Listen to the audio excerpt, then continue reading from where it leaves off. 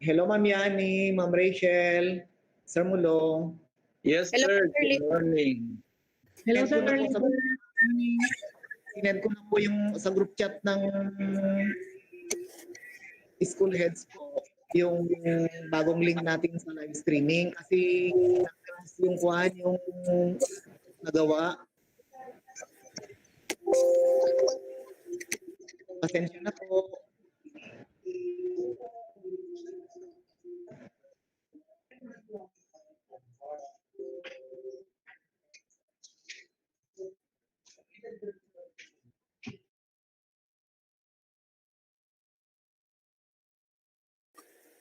Thank you po, Sir Lib. So, waiting na lang po kami sa go signal ninyo. And at this moment, at least we are giving ample time for the participants to log into the new link that you have just provided po, sir. Thank you po.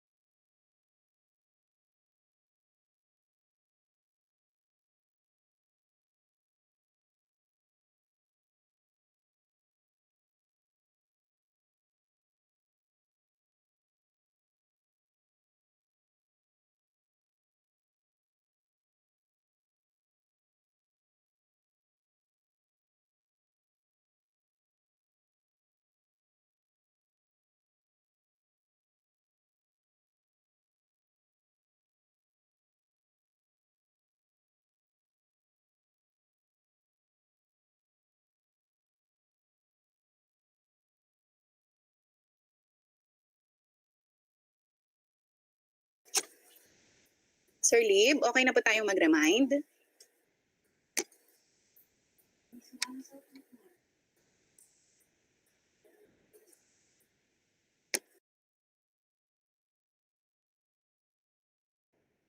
Hello, ma'am.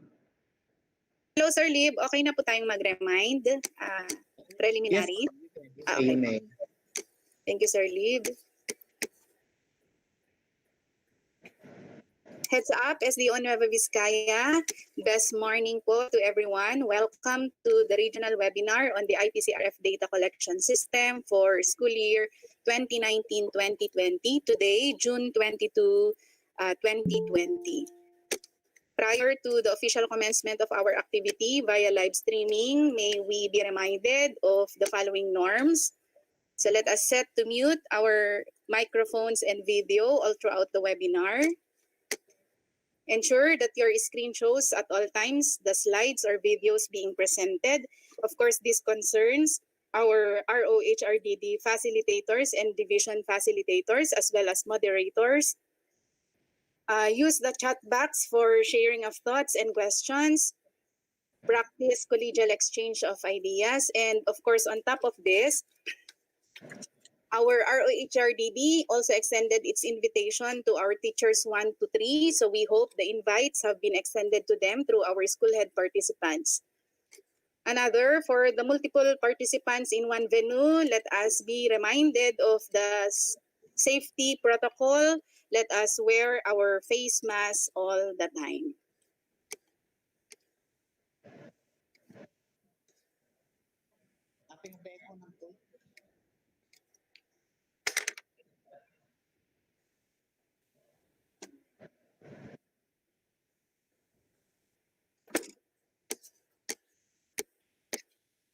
Again, before we officially begin with our activity, few reminders to set our norm. Set to mute your microphone and video all throughout the webinar. Ensure that your screen shows at all times the slides and videos being presented for the facilitators and speakers. Use the chat box for sharing of thoughts and questions. Please practice collegial exchange of ideas. Should our FACIs have questions or need affirmations to their sessions later on, let us use the chat box as well. And again, on top of this, our ROHRDD extended its invitation to our teachers 1 to 3. So we hope that the invitation have been extended to the participants, teachers 1 to 3 through our school heads. For the participants staying in one venue, let us wear our face mask all the time.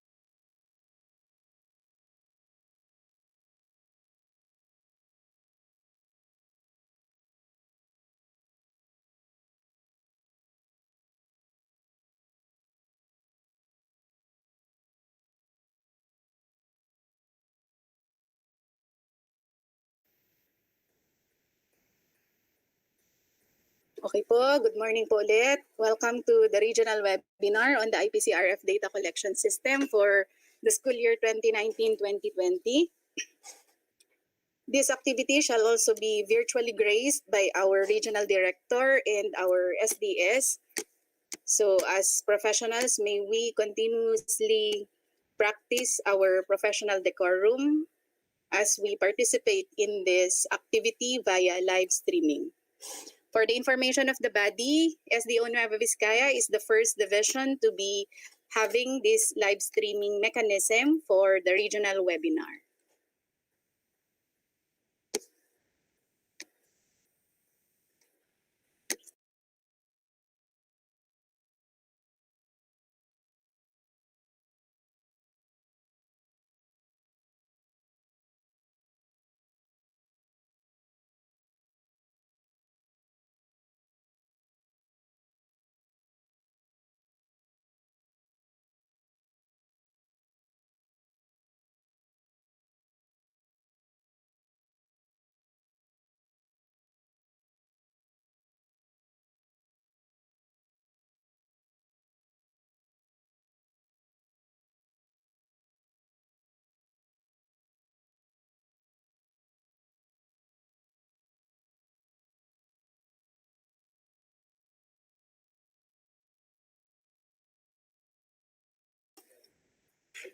Okay po. Again, heads up, SDO Nueva Vizcaya, Vizcaya. Good morning po sa ating lahat.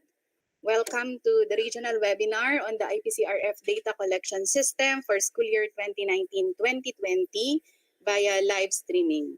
So as they've said, repetition is needed for emphasis. So before we commence, may we be reminded of the following norms. Set to mute your microphone and video all throughout the webinar.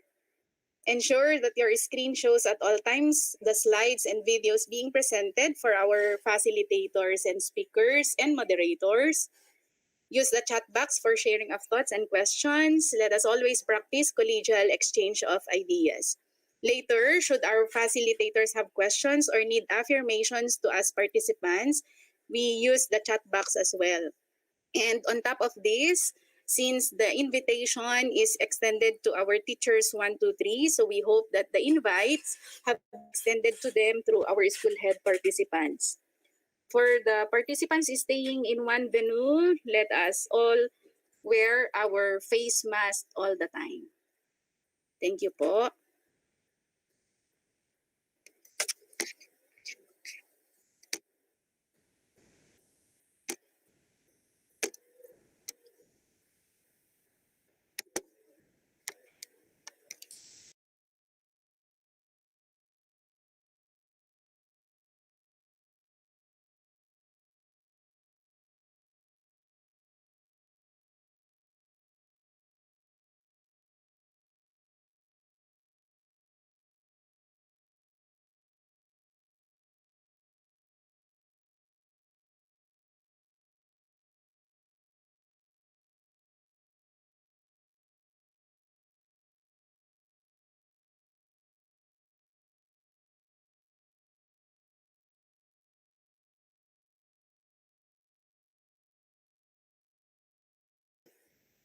We also see some participants log in our live streaming from St. Paul and NBSU. So welcome po, Madam.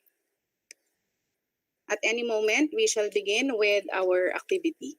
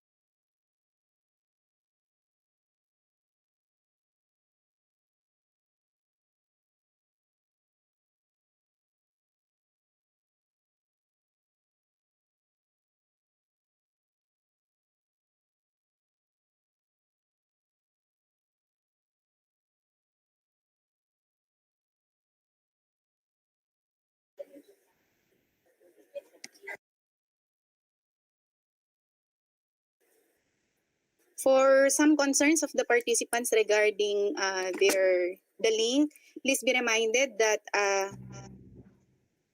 a few minutes back, Sir Liberato Umangay uploaded a new link for you participants to log in.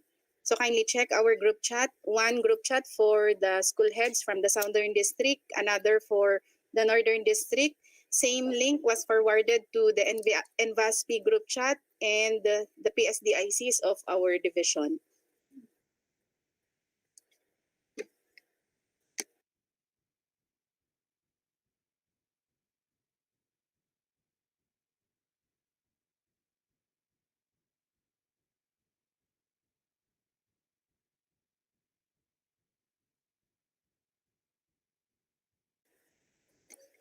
For those who are also asking of the link to the GMIT, our apologies because as per advice from the regional office, the link shall be utilized by the facilitators and moderators only, and they are the ones to be setting your participation to the live stream po. So as expected, ang gagamit po ng link natin dito sa GMeet ay yung regional facilitators as well as the division facilitators and speakers. Thank you po.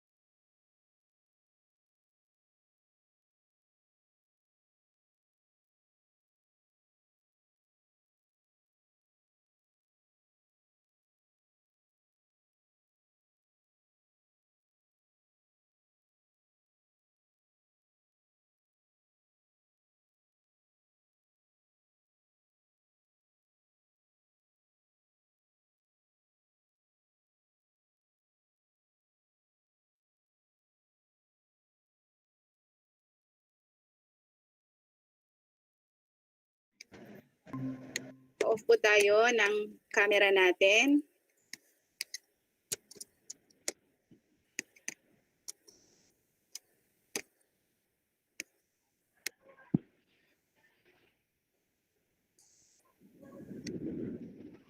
Ma'am Juliet Luyas po, naka-on po ang ating microphone.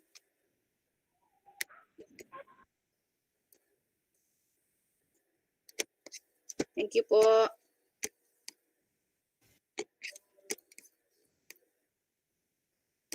Ma'am Alice Asuncion, paki-off po natin yung ating video po. Thank you, ma'am.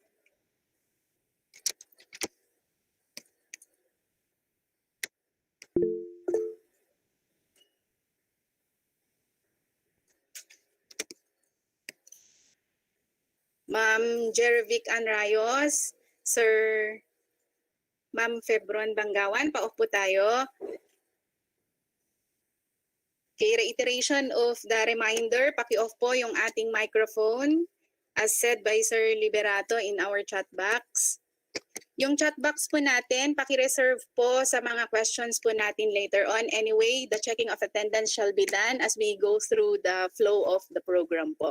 Hindi po natin kailangan munang mag-chat ng attendance as to present po kayo or nakalagin na po kayo.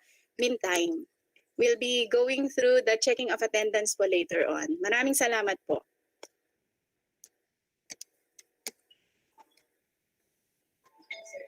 Ma'am Annalyn. Yes, sir.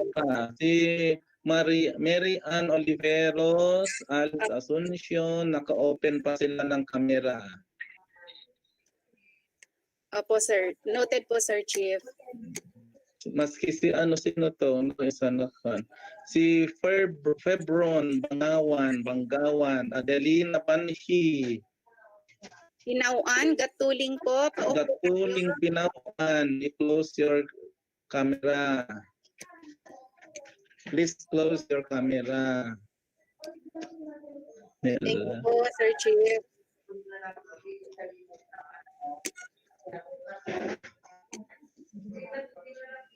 Camilo, also. Camilo, you close your camera.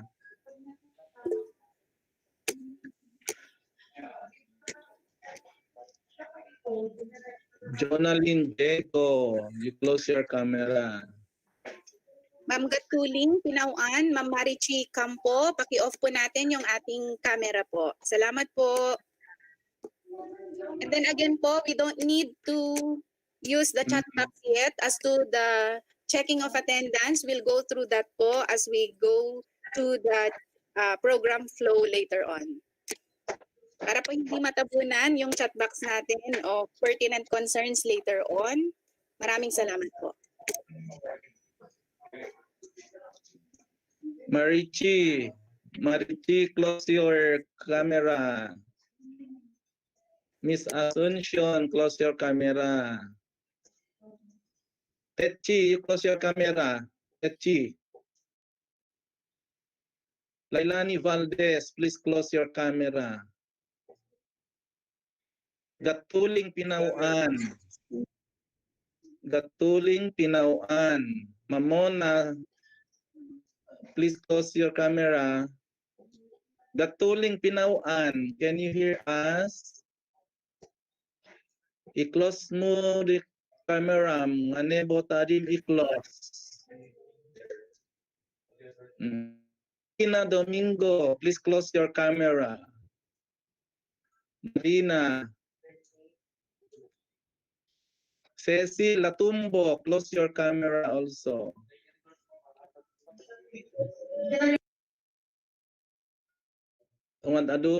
Gladys Barol, close your camera. Sir Joel Villoso po, paki-off po yung camera po natin. Ceci Latumbo.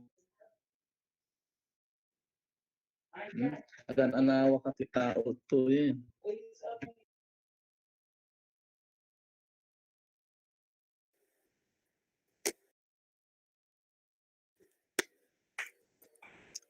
Okay po, so before we proceed to our activity via live streaming, few reminders po again to set our norm. Set to mute your microphone and video or camera all throughout the webinar. Ensure that your screen shows at all times the slides and videos being presented for our facilitators and moderators. Use the chat box for sharing of thoughts and questions. Practice collegial exchange of ideas. And should our FACIs have questions or need affirmations to ask participants, use the chat box as well. On top of this, it is expected that we have extended the invitation to our teachers 1 to 3 through our school head participants.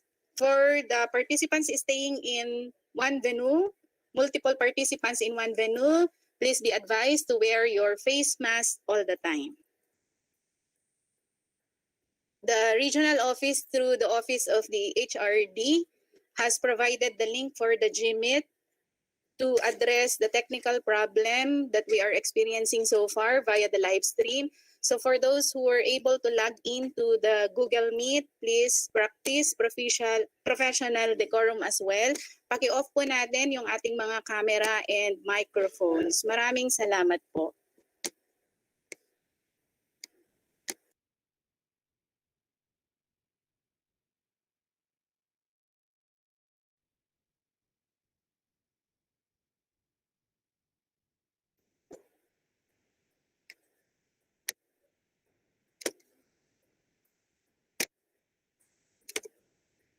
For those who are constantly asking question po kung paano po daw nakuha yung link po ng GMeet natin, for the information po ng lahat, it was provided by the ROHRPD.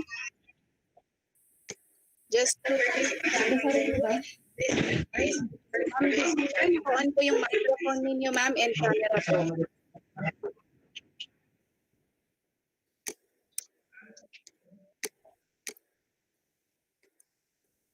The link for this GMeet has been provided by the regional office po to at least address the technical difficulty we are experiencing now. So hanggang 250 po yung pwedeng ma-accommodate ng ating GMeet. So first come, first serve po tayo.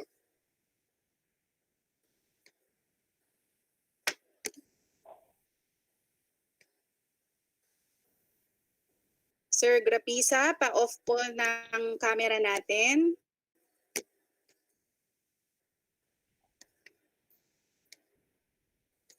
Si Sir Marcelo Gume of Jadi. Estelita Bilioso, ma'am, paki-close ang camera mo. Ricky Belong. Marcelo Gume.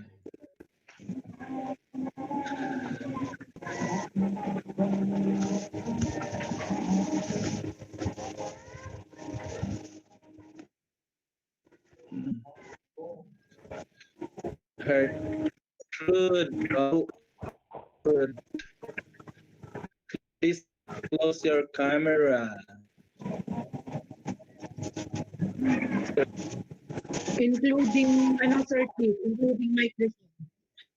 Si Mr. Marcelo Gume, si Jocelyn Mingon, Sir on pa ang Marcelo microphone. Gume of Jadi. Sir Marcelo. Miss Gertrude Bowwood. I-close mo na ita camera ti cellphone mo. Ay madingag. I-close mo man kadi.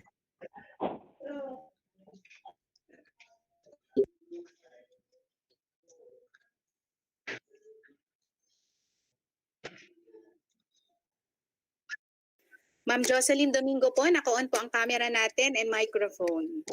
Paki-off po. Agan anaw tayo ti tao. Again, to our participants to this regional webinar who were given the privilege to have an access on the GMeet link, paki-off po natin yung mga camera natin and microphone. Nakakahiya po na it's already the SDS and our chief ang nagre-remind po sa atin. So again, may we practice our professional decorum in joining to this GMeet. Maraming salamat po. Paki-off po yung cameras natin and microphone.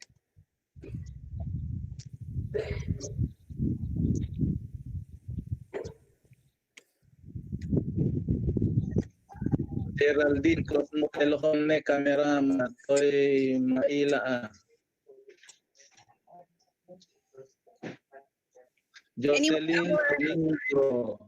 Anyway, our ICT coordinators are also participants to this webinar. So let us stop their assistance po kung hindi po natin gamay yung pag-off ng camera po natin and microphone. Pasensya na po, paki-off po yung camera and microphone natin for those in this G-Link. Maraming salamat po.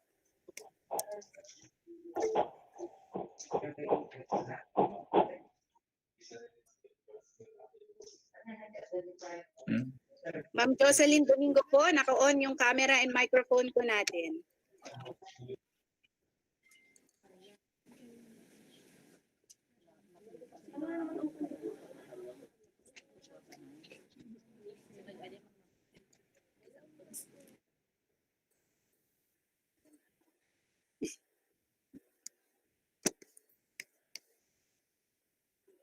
Sino to? Jessen. Ma'am, i-click lang nila yung link dun sa dun sa Solano 1 Sino siya? lang. Hindi ko mabasa. Jessen. Naka-on pa rin siya? Pag-on kayo, agad-agad Solano 1. Kaya ma'am, naka-on na. Naka-on na rin sa loob.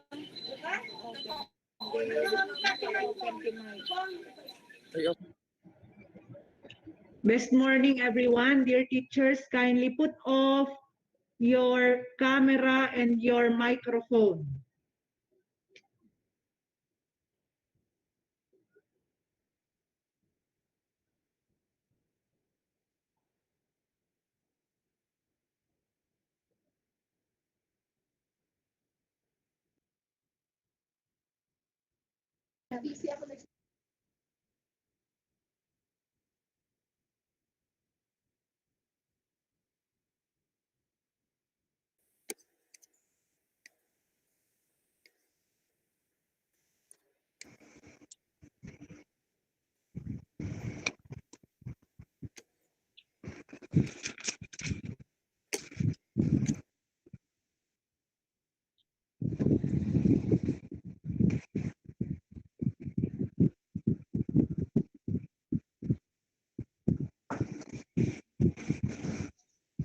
Miss Pacheco, naka-on ang camera mo at saka microphone.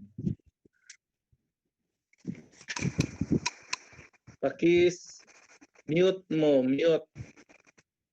Melody. Melody, please mute your microphone. Hindi na mangig. Reina Flor or Pilia, Quezon ito. Quezon.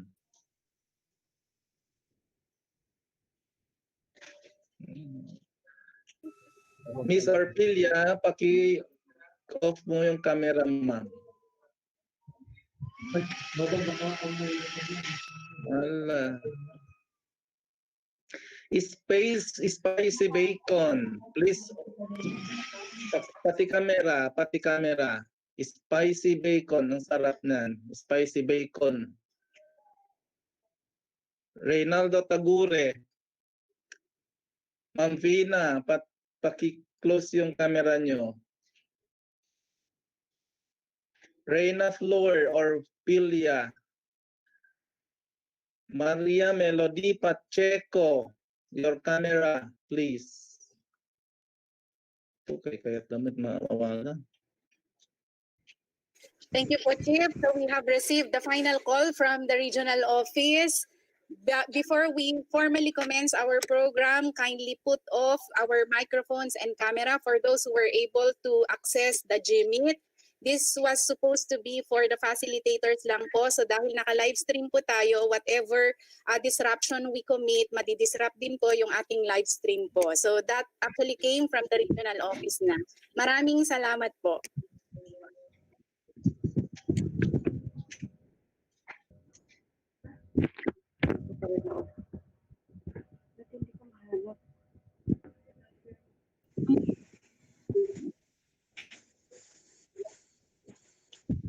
Several participants left the meeting.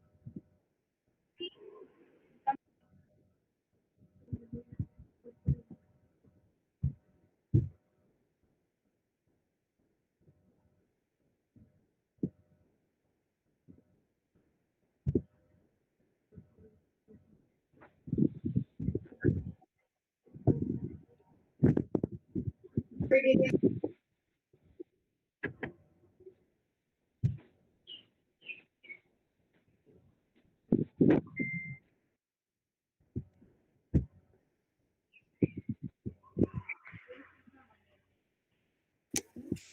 po, so heads up. Again, SDO Nueva Vizcaya, Best morning, Ma'am Estela Carino, Sir Jerry Sario, Sir Liber Umangay, Ma'am Rasha Iliana, and to everyone. Welcome to the regional webinar on the IPCRF data collection system for 2019-2020. Today, June 22, 2020. As we officially begin with our activity via live streaming, again, few reminders to set our norm. Set to mute your microphone and video and camera all throughout the webinar, especially those who were able to log in the GMIT. Ensure that our screen shows at all times for the facilitators. Use the chat box for sharing of thoughts and questions, and practice collegial exchange of ideas. Should our FASIs have questions or need affirmations later on to their sessions, let us use the chat box as well. And on top of this, we also hope that our teachers 1, 2, 3 were able to join our live streaming. For the information of the body, Nueva Vizcaya is the first division to be having this regional webinar through live streaming. And for those participants who are staying in one venue, may we wear our face mask all the time.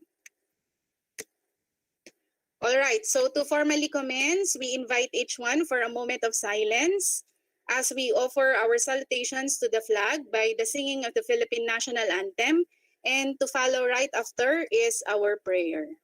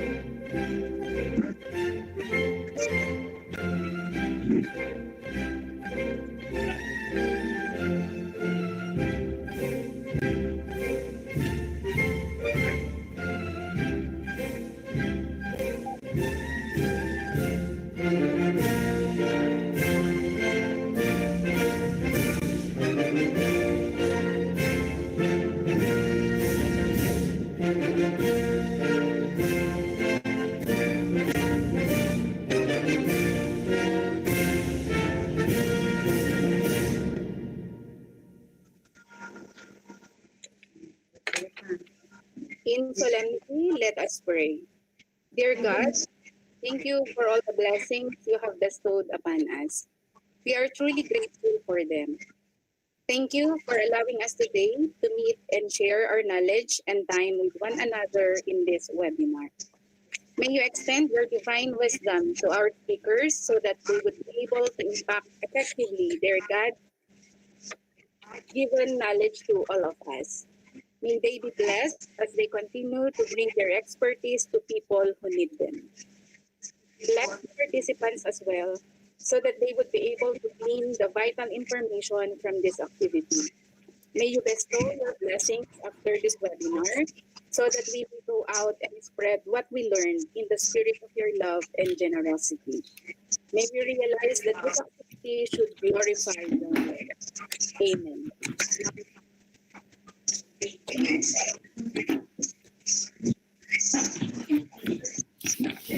Okay po, before we proceed to the other part of the preliminaries, may we again be reminded for those who were logged in this GMIT, please put off our microphones and camera, as this may be causing disruptions to our extension via the live stream. We want, of course, we don't want to be mentioning names na po kasi we just started. So kindly put off po your phones and camera. Maraming salamat po. So to continue, you are looking onto the screen our webinar flow. So the following activities are set for us. On the average and as expected, this webinar will take us maximum of 3 hours. So hopefully we'll be able to accomplish everything and finish at the set time. Everyone's cooperation is therefore enjoined. This is for us, so let us focus, tune in, and never miss any part. So we just had the preliminaries and the national anthem and prayer. So we are now calling on our Vizcaya colleagues of their utmost attention as we listen and watch live to the opening message of our ever supportive leader, manager, and mentor, our school's division superintendent, Dr. Rachel Arliana, CESO 6. Great morning, everyone, to our beloved Regional Director, Dr. Estela El Carino, our very supportive Assistant Regional Director, Dr. Rodar Son, our Chief of the HRDD and his team, who are the proponent of this activity, the conduct of the regional webinar on IPCRF data collection system for 2019-2020, our facilitators, dear participants who have tuned in to this Google Meet and via live stream, great morning. Isang COVID-19 na umaga sa ating lahat. I hope that everyone is healthy and safe. Hello, Sir Jerry. Good Hi, morning. Ma'am Rachel. Good morning. The COVID-19 pandemic has altered or has changed our engagement, our operations, even our language. If at all have changed. But amid these changing dynamics, meeting the educational needs of learners, and ensuring the best conditions of our teachers remain our focal point, front and center. Despite the challenge of this pandemic, it is imperative that everything, especially education, must continue. Along these lines, we grasp to our inner strength, for it takes courage, as by Robin Roberts, it takes courage to believe that the best is yet to come. I also believe this activity is one of the best things that has happened so far amid this pandemic, COVID-19 pandemic. Due to the 360 degrees turnaround on the ways we do things, we continue to look for means and forward so that we can always deliver. We have not closed our books to start a new chapter. Instead, we turned on a new page. As we do our endeavor for today, the conduct of the regional webinar on IPCRF data collection system for school year 2019-2020, if we cannot go over things, nor under it, nor through it, nor around it, then we meet it head on. This time, we are doing it virtually. Let us maintain a positive outlook on everything. For though attitude is a little thing, it makes the biggest difference. So good luck to our activity for today, and thank you to our HRDD headed by our Chief, Jerry B. Sario. Great morning once more. Morning, Ma'am Rachel. Thank you po, Ma'am Rachel. Indeed, Nueva Vizcaya, Vizcaya is blessed to have you and your able leadership. Maraming salamat po, Ma'am.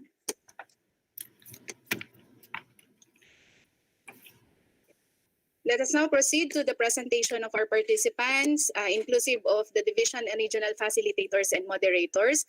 So for the division of Nueva Vizcaya, as your group is called, may we use the chat box and type AHA, our nomenclature or tagline that stands for Amazing Hub for All. So type AHA po for the participants. As per information, we have here with us our EPS.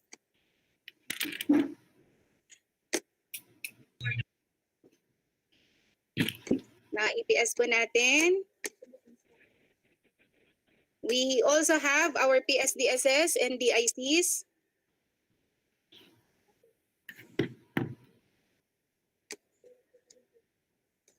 Okay. Our school heads functioning as principals, head teachers, TICs. paahan naman po tayo sa group chat natin.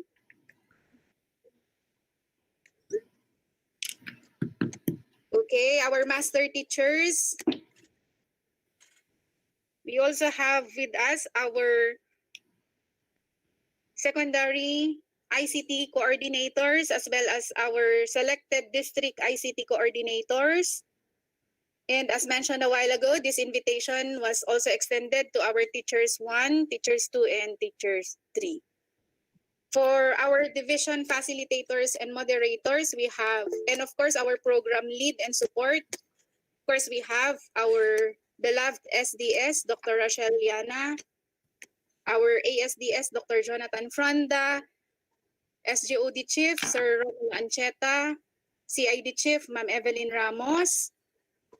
We also have with us our ITO, Sir Pink Yuria Montano, yours truly, Marian Eugenio, and our F2, Ma'am Princess Lovely G. Ramos. So the group shall be in full force to disseminate the needed information para po sa ating activity na to. In gratitude, of course, of the initiative of the regional office, since Nueva Vizcaya is the first division to be having its live stream. For our resource persons, we have with us our HRDD Chief of the Regional Office, Sir Jerry B. Sario Jr., the Education Program Supervisor of the ROHRDB, Sir Liberato T. Umangay Jr., and our very own SGOD Chief, Dr. Romulo S. Ancheta. Paano palitan ng pangalan ko? At this juncture, let us welcome live on our screen to deliver her message, the powerhouse of DepEd Region 2, our Regional Director, Dr. Estela L. Carino Cesofor. YouTube.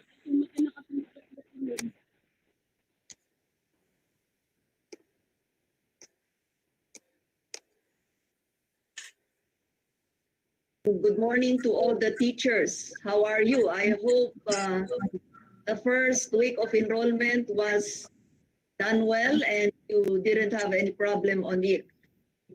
It's good that this time you are undergoing this kind of training and through webinar so that you will already know what you will be doing when you will be having your own classes.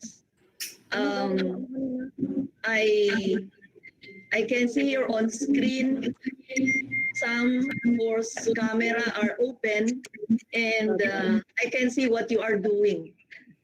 So when you open your camera and everyone sees you, see to it that your attention is on the training. A while ago, while the am I clear, Jerry? Am I clear? Yes, ma'am. Clear po. Okay. Okay, thank you, Jerry. A while ago, while the Pambansang Awit is being played, the others whose camera is open, I can also see what they are doing. I would just like to remind you, and this is already part of the new normal, that when you're attending a training online, as if you are attending it face-to-face. So we still follow all the protocol that if the Pambansang Awit is being played, then we still show the same respect. So we stand and then put our hands on the our breast. I don't know, as I said, maybe for some, this is your first time, but for some, you have seen it. Again, you have to see to it that you follow the protocol. Right now, somebody is trying to or put a presentation on screen. Also, no. So I hope in a while all the protocols on training will be given to you, and you'll be able to get through it. Really, no, it is not easy.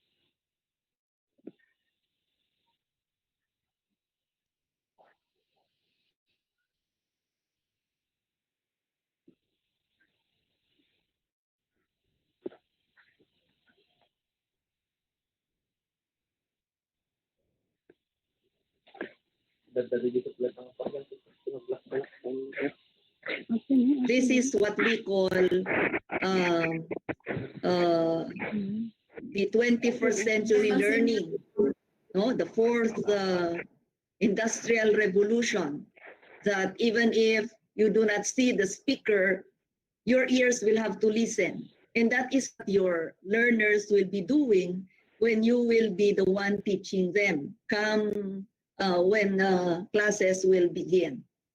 But nevertheless, as I said, no, it's always best to do it, to practice it, so that you will get used to it. And I'm happy, no, nababawasan, nag-increase to 50 na uli, naging to 49. I don't know, maybe nawalan sila ng connect.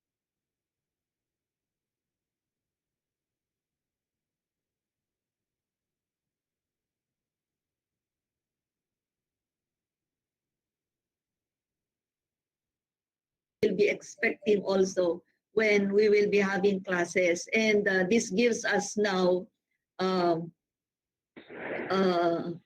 it gives us a signal or a picture of what reality can bring. So right now, actually, what you're experiencing, I hope you will be considering this when you will be finalizing your own learning schedules, learning continuity plan in your own school later.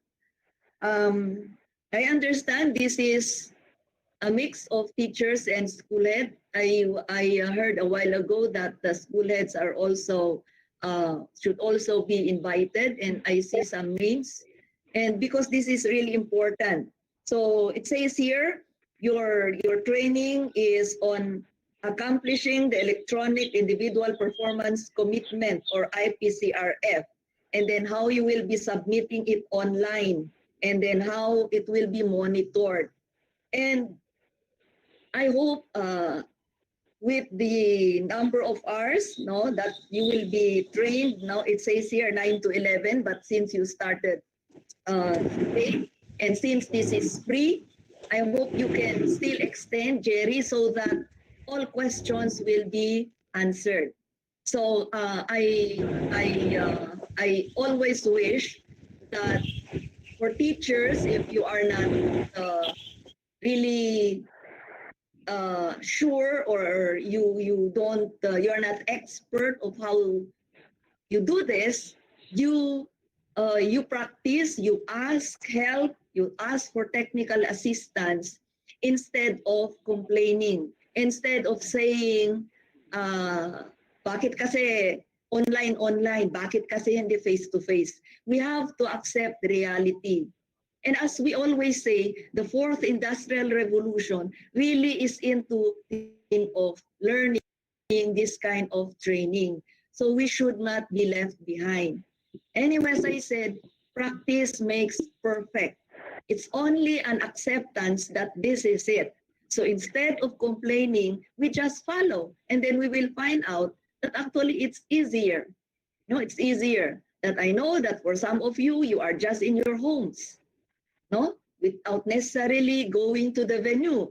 So while probably, no, this is giving you a little discomfort, like thinking of if your internet will be cut, but it's also giving you a comfort, because before you have to catch up with the bus, catch up with the ride, go to the NEAP, and so on and so forth, pack your things, leave your children.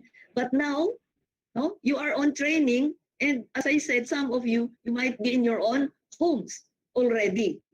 So there is discomfort, but there is also comfort. And this is how we should be embracing the new normal. So again, congratulations to all of you who are joining, naging 250 ulit. And for those who are not able of their weak internet connection, I hope they will still have a chance to join. And I would like to take this opportunity to thank you and congratulate you for the things you have done during the enrollment.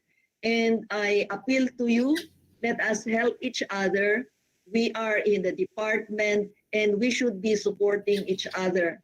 we know that there are negative comments on why do we have to have classes, but we should not join them. Instead, we should patiently encourage as well as explain to them that, as I told you, like now, actually, while there is discomfort, there is also nice things happening when it comes to online training. So it's the same when it comes to online learning to our students. We just have to patiently explain to them. And I thank also HRDD through the leadership of Jerry for bringing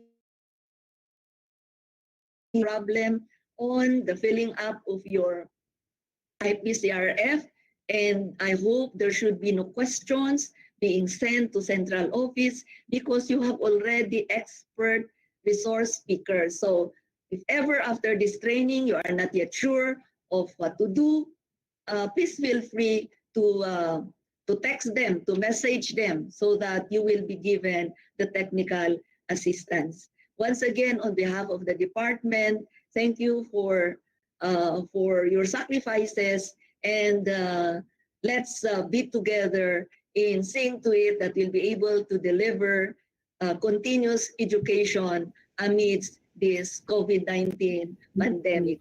I love you, and please stay healthy. We heal as one. Bye-bye.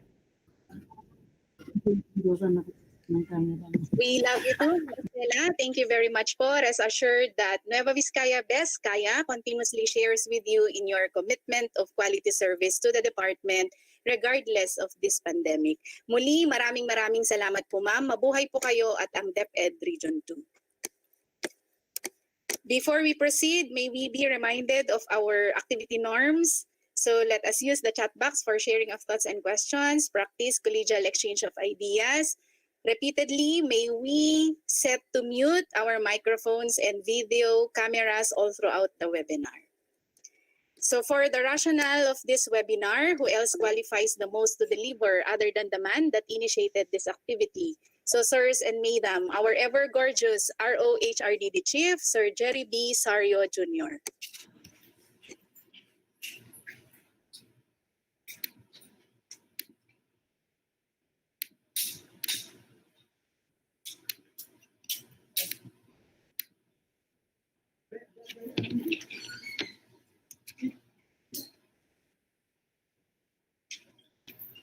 Thank you very much, Yani.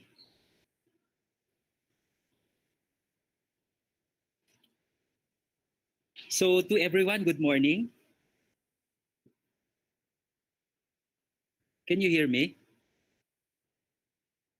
Yes, sir. Yes, So good morning. We are happy to see you virtually. This is our first webinar to be hosted by the Human Resource Development Division.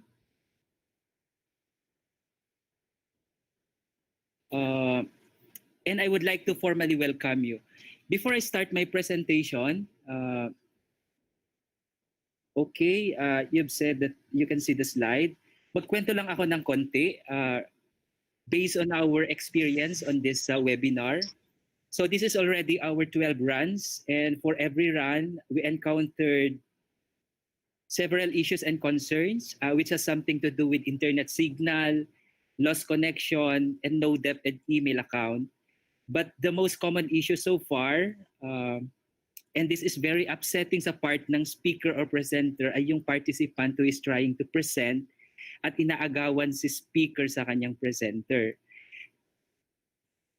As a beginner, I think this is normal. As a beginner to this online modality, this is normal for us. But as we go along the way, this should be minimized, if not eradicated. And as a participant to this webinar, we are also teaching you on how to actually use the different online platforms properly. That's why we keep on telling you to keenly observe, as mentioned by Marian, the protocols to mute your microphone and video, because as a leader, you should model these things when you cascade this to your teachers. Can you hear me? Yes po, Sir. Yes, sir, Jerry. Yes, sir. Thank you. You're very clear. So for today, before we proceed to our main topic about the IPCRF data collection, I'd like to share this session with you to explain what will happen now to the performance management system of the department given the new normal. As we transition and as we adapt to the post-quarantine scenario, I'd like to give you a little bit of context, and we expect also that being in the HR, we should be at the forefront of providing and ensuring that our delivery of service will still continue despite these limitations.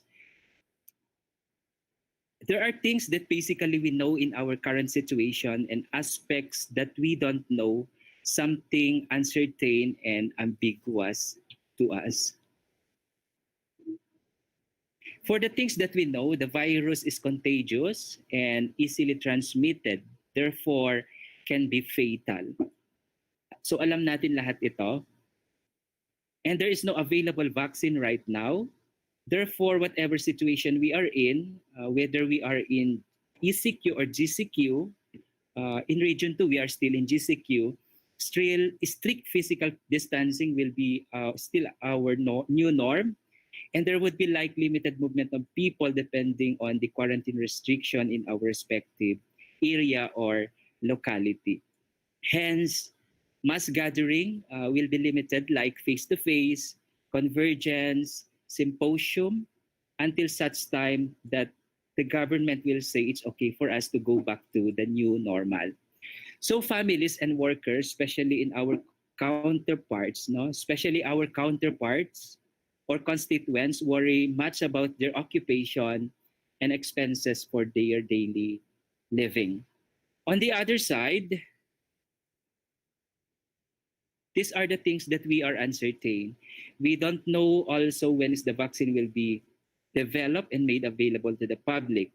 We also don't know if we can achieve immunity from the virus. For example, if the vaccine will be made available to the public, will it serve as blockers for us to get that virus? The possibility also of series of outbreaks once the community quarantine will be lifted. So the government keeps on reminding us that even though we are in GCQ, there will be chance that there will be possible outbreak. And it's actually happening now, right? Also, we don't know how safe we will be when we go out or return to work after post-quarantine.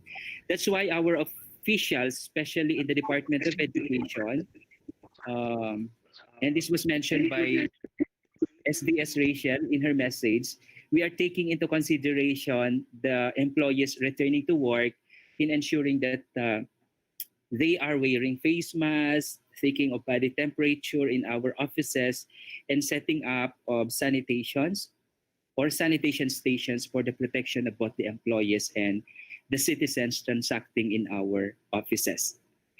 I hope you are doing this in your respective schools.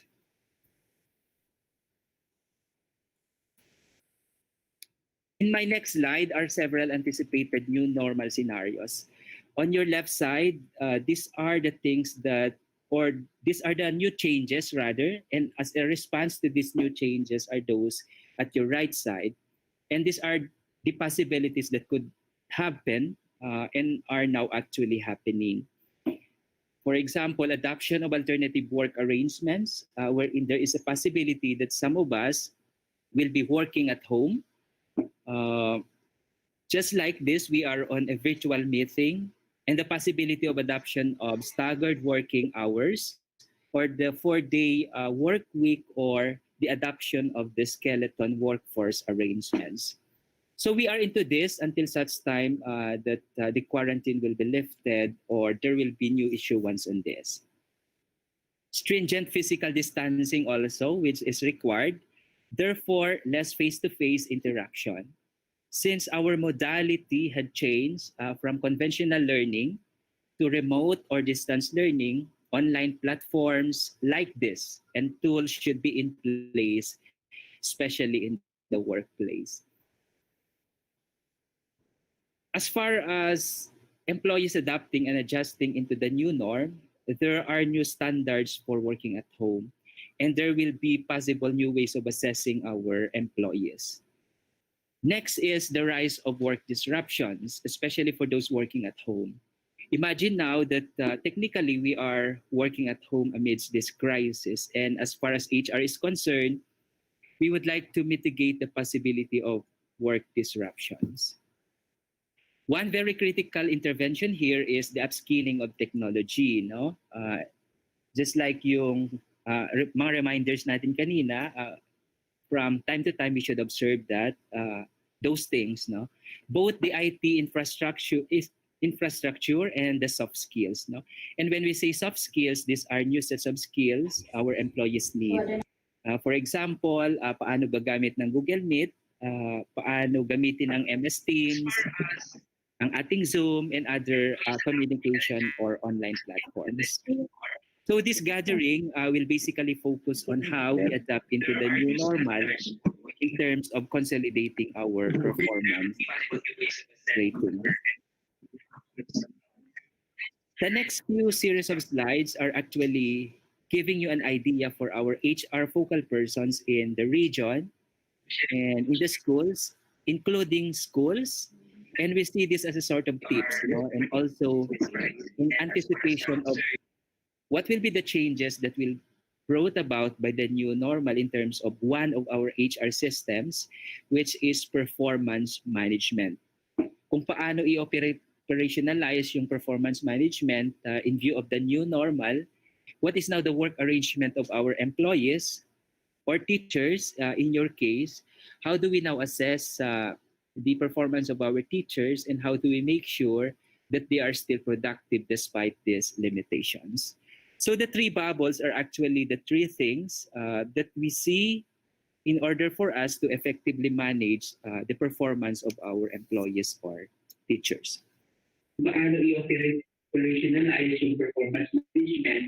First is to engage our employees in the process of navigating through the new normal. So we see in here that we need to value individual journey on adapting to the new normal. Because while we all experience this new normal, the way we react and the way we respond to this new normal depends on our individual context and, of course, on our individual disposition. Therefore, we need to see and value the individual journey, not only as a person, but at the same time as an employee. Again, as an HR, we should be at the forefront of making sure that our offices within the divisions and schools should at least revisit, or create a service or office continuity plan. I know for sure that your school's division office have already crafted each learning continuity plan. But as an office or school, it is critical that we also have to craft our own learning continuity plan. And I'm sure you are doing this in your respective schools. For example, we need to identify what services can be done online and what services can be done face-to-face with limitations. Second, we need to also design the floor plan of our offices in consideration of putting up some protective barriers within the office. We also need to revisit the work processes, in order for our employees to work properly. And at the same time, ensuring the delivery of services and also giving consideration to the human aspect. This is very important in the organization.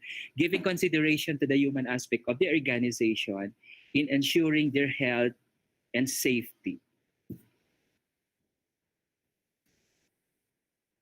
The next bubble where HR should be in the forefront also, because this is critical as of now as we transition to the new normal, is focused on the setting up of mechanisms, protocol on the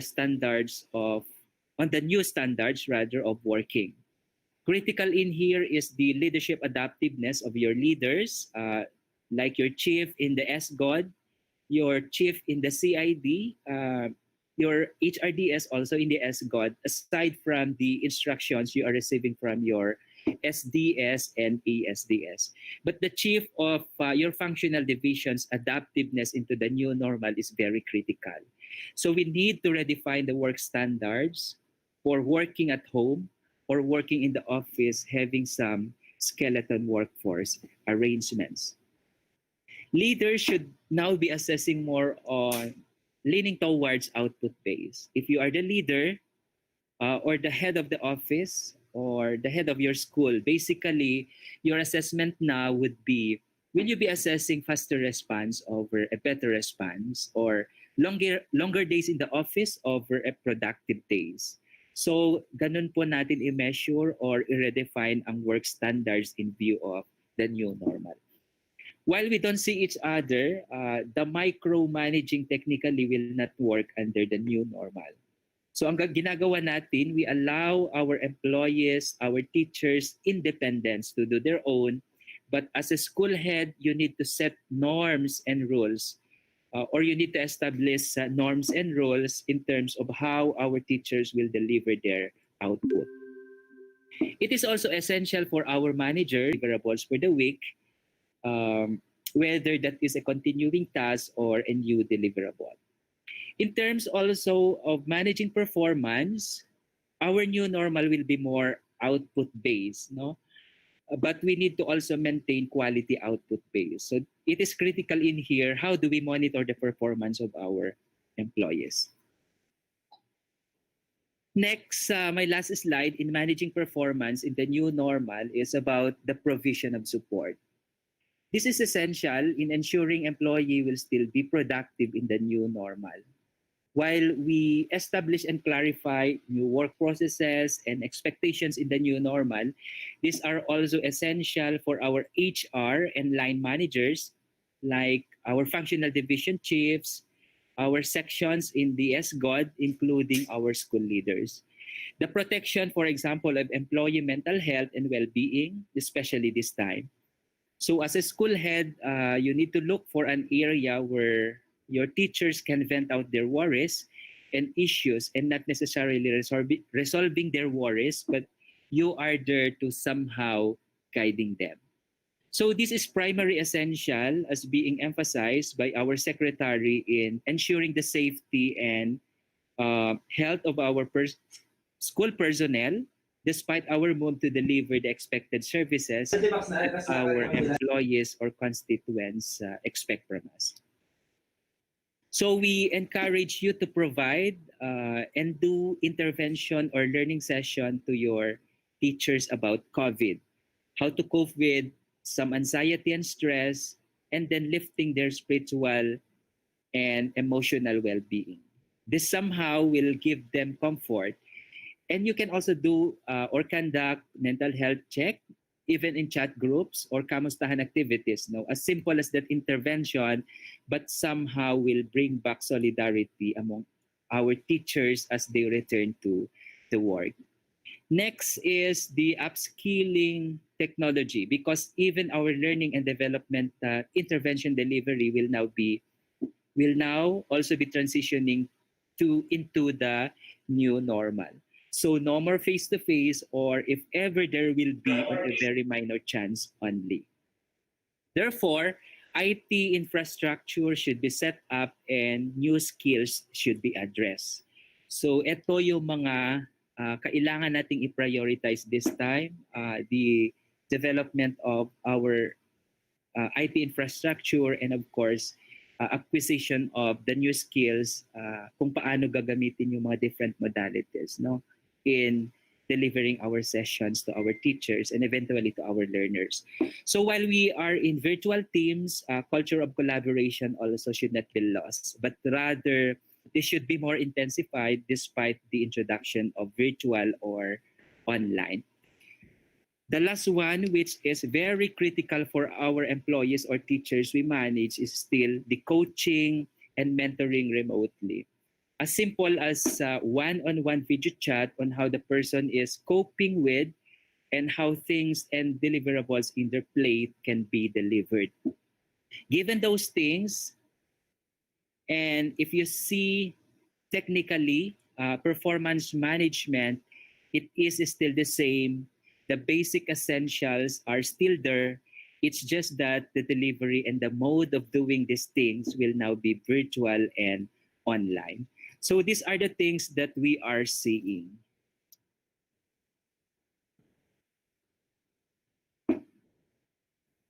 So as we move to our main agenda, the objective of this activity is to prepare you, teachers, raters, and other DepEd personnel who are involved in RPMS in implementing the Phase 3 RPMS cycle for school year 2019-2020 amid the COVID-19 situation and while we are transitioning to the new normal. As mentioned by RD in her opening message, we want this to become easy for our teachers, that they will take these RPMS tools light and easy. So this is where my presentation ends, and I hope that you pick something as we in the HR be in the forefront of operationalizing what is now the new normal in the Department of Education. Thank you very much. Thank you po, Sir Jerry. Your leadership has always been on the knack. So the very reason why our HR is feeling professionally secured amidst the challenges and limitations due to this pandemic. Salamat po, Sir Jerry. This time, to set the objectives of our webinar, let us listen to another gorgeous chief, our very own Vizcaya's SGOD chief, Dr. Romulo S. Ancheta.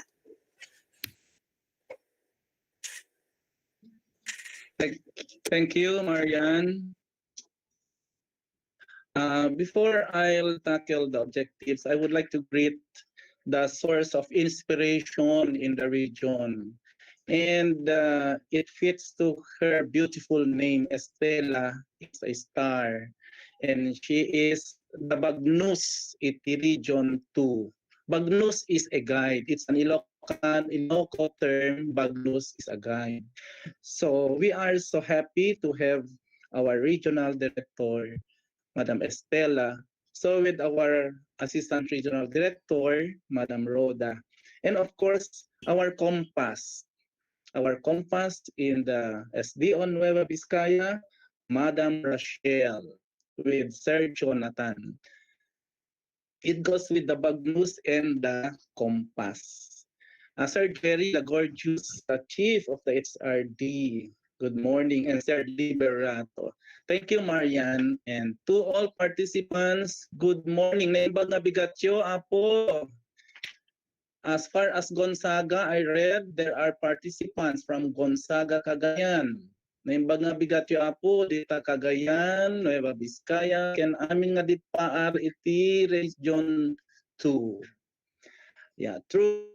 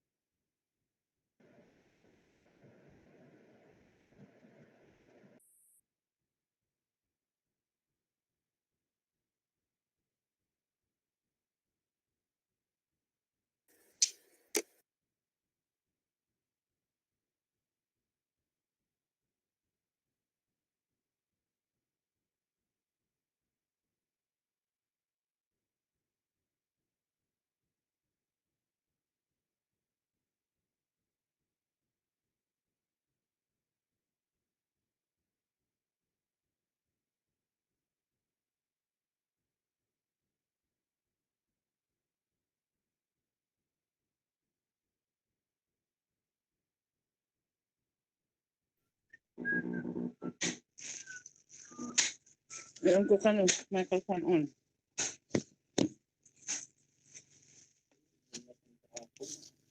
Ma'am Adeline, paki-mute po yung mic. Thank you.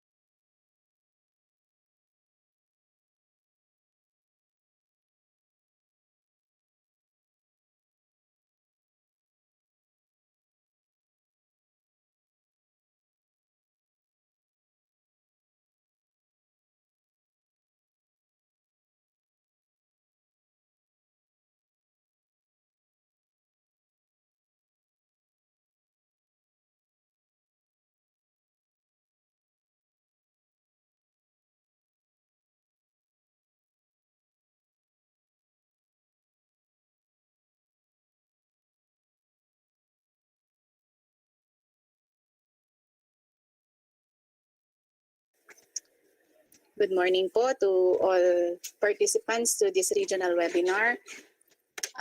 We are experiencing some technical difficulties, especially on the session of Sir Romulo Ancheta. So while waiting for the problem to be addressed, may we be reminded of our norms, especially for those who were logged into this GMIT. Let us set to mute our microphones and video cameras all throughout the webinar, especially so that we are having our live streaming.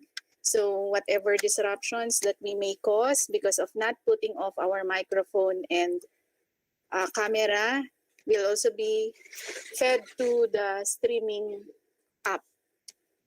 Ensure that we'll be using our chat box for sharing of thoughts and questions.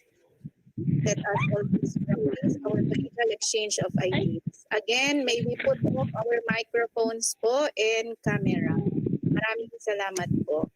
Later, should our facilitators need affirmations or answers to their sessions, instead of putting on our microphones, let us use our chat box. Thank you po.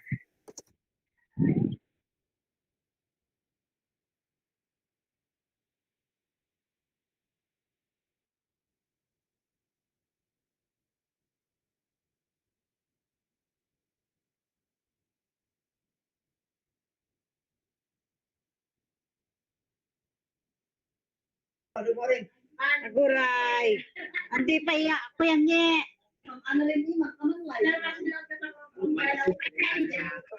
Thank you.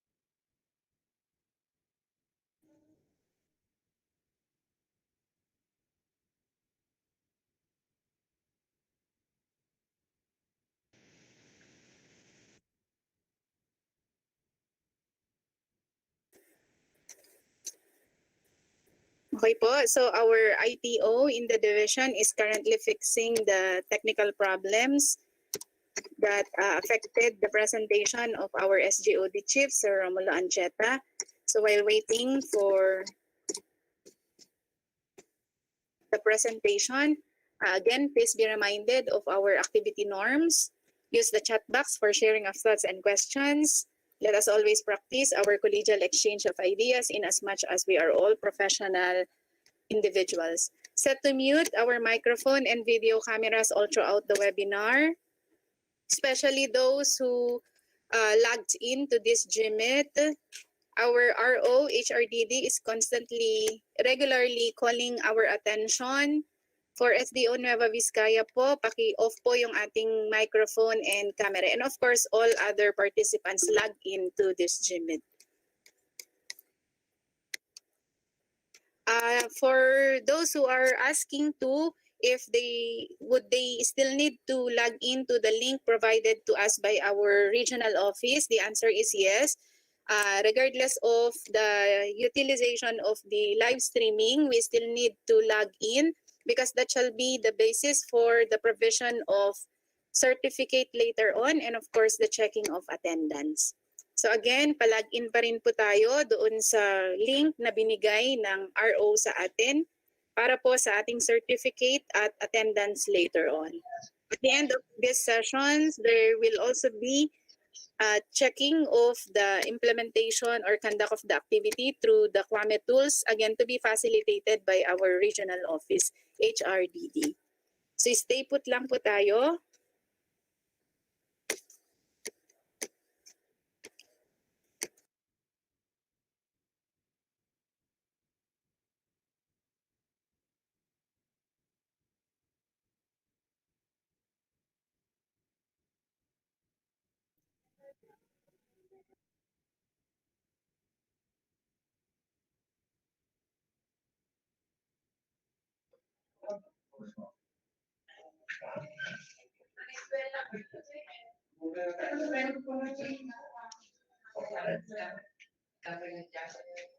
Hello, Marian. Marian. Yes po, Sir Romulo. Take it away po, sir. Yes, okay. Apo. Sige.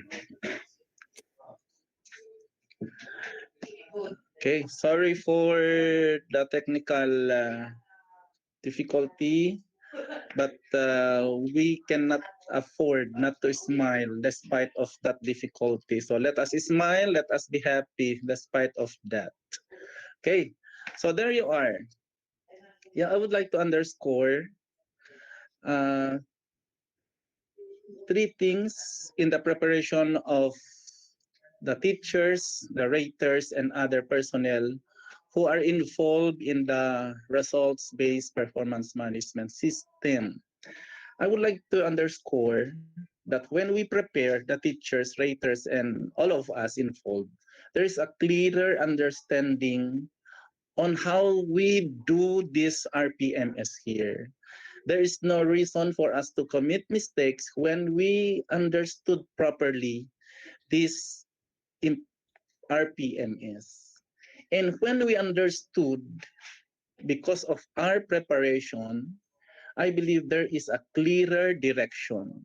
Everyone is set so that we will have one and the same direction in the implementation of this RPMS.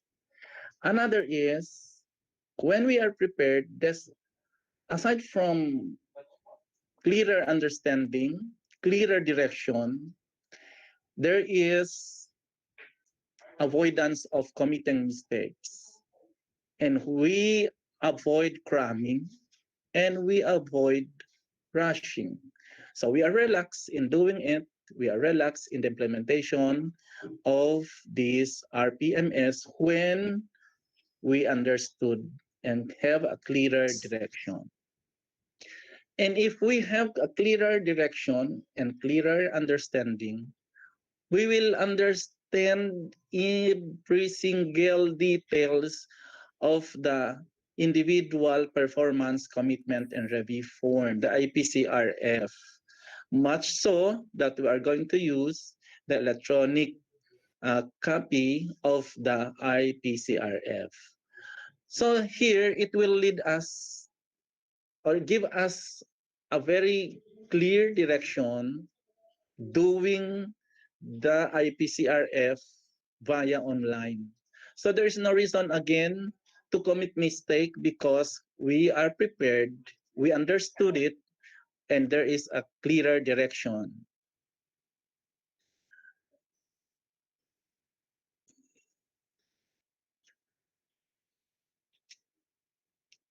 Yeah, hello. Yeah, we appeal to the participants, please avoid clicking yung present now. Kasi nawawala po yung pag-present. Yan.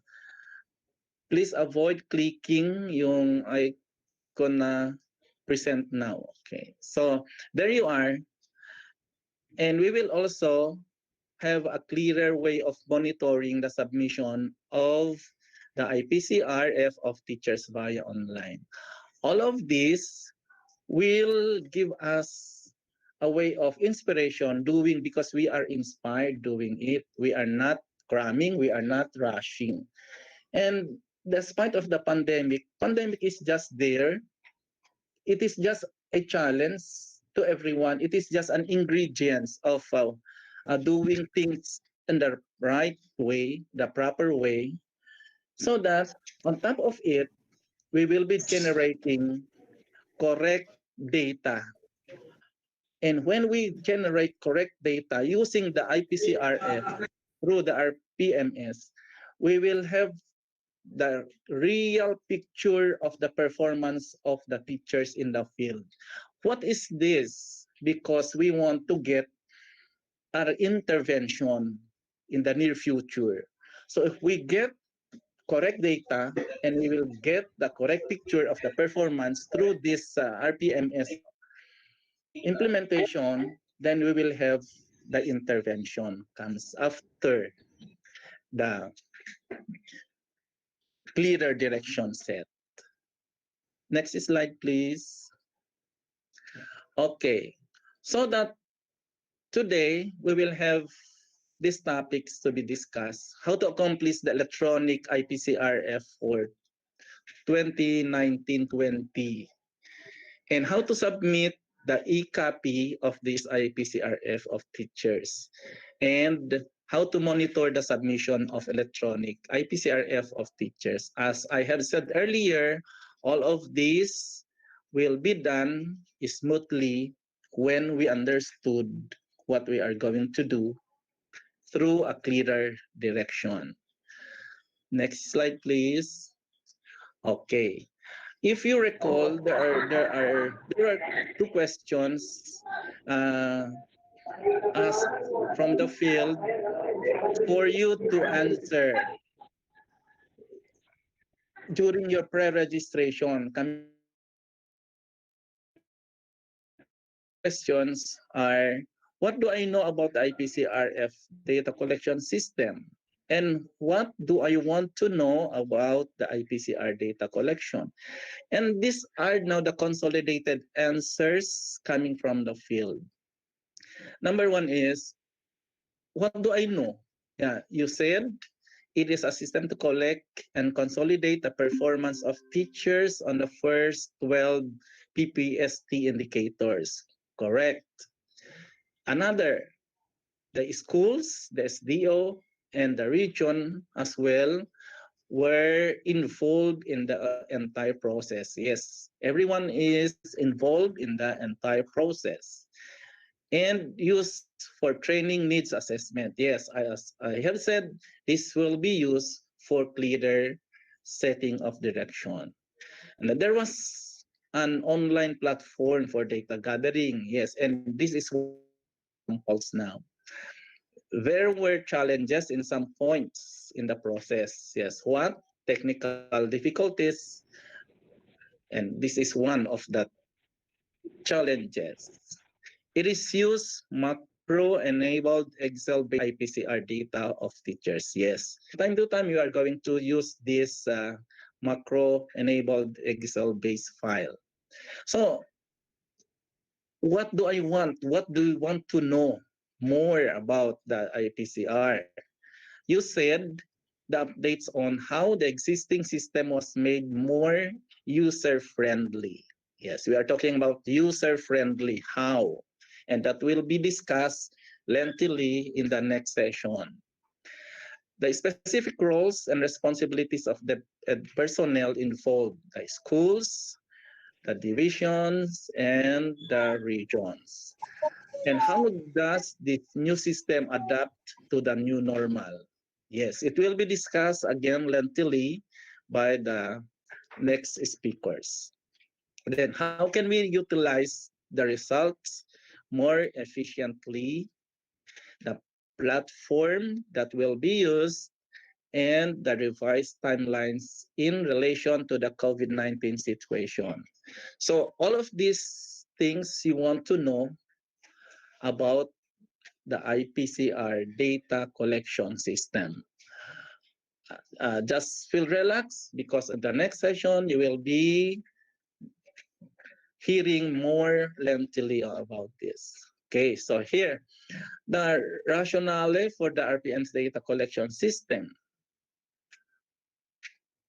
As I have said earlier, the direction of everyone for continuous professional development of teachers based on the PPST, the DepEd, BHROD, and this is to establish baseline data on teachers' proficiency level. Yes, I mentioned earlier that generation of correct data, establishment of baseline data on teachers' proficiency level.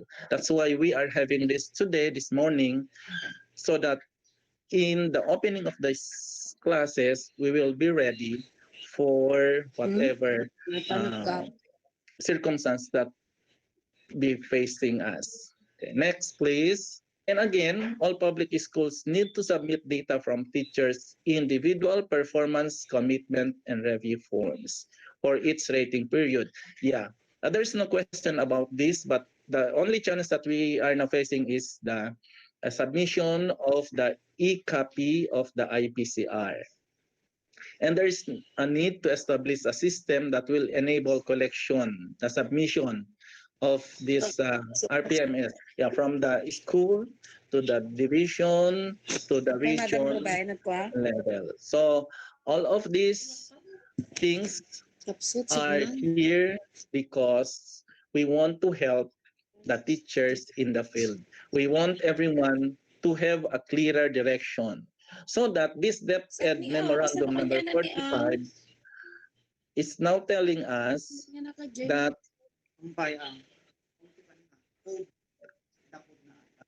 the sample computation for the quality rating in the RPMS objective one. Let's say you have the classroom observations from the first column, the second column is the COT rating, and the third column is the transmuted RPMS rating. All of these are seen in the DepEd order number 45 series 2020, issued last April, I suppose. Okay, so you will be guided. Please download the DepEd memo number 45 for clearer and better understanding of the memorandum. Next slide, please. Yes, the recalibration of the RPMS rubric shall be done in such a way that the total number of available valid main and supporting means of verification submitted obtains the highest rating for efficiency. So if you notice, from the original to the recalibrated, from the first column, it says there 4 MOV, but in the recalibrated, it's 3, then 2 main MOV, then 1, and from the fourth column is no acceptable evidence. So wala nang last column. Nagiging no. Okay, so 3 lang ang acceptable given a rating of 5. Okay? Next, please. Okay. We would like to give you these updates from the BHROD, and you can use this link to download the prescribed electronic IPCR using this link, http://deped.in/IPCRE encode 2019-20. This IPCR file is available for downloading, but of course, the postponement of the RPMS year-end review for school-based personnel is still in effect because of this DepEd Memorandum number 45 Series 2020. We are just waiting for the time for us to resume with the what do you call this, other activities us to do on IPCR and RPMS because we value the health of everyone, so we adhere to the guidelines set for us to follow. Okay, so don't forget the link so that you can download the form of the e-form of the IPCR. So there you are, friends. Thank you very much and good morning. SDO Nueva Vizcaya cares. Thank you for listening. Thank you po, Sir Romulo S. Ancheta, our SGOD Chief of SDO Nueva Vizcaya. Loud and clear, Sir Chief. Again, thank you very much. Now that all the groundworks have been set, we are ready to proceed. Hello, Ma'am Yani. Our fans, okay pa tayo? Yes, Sir Liber. Can we have 3-minute break? Okay po. Sige po, Sir. Thank you. Noted. Opo, noted po. So as per call of HRDDRO, let us declare a 3-minute health break.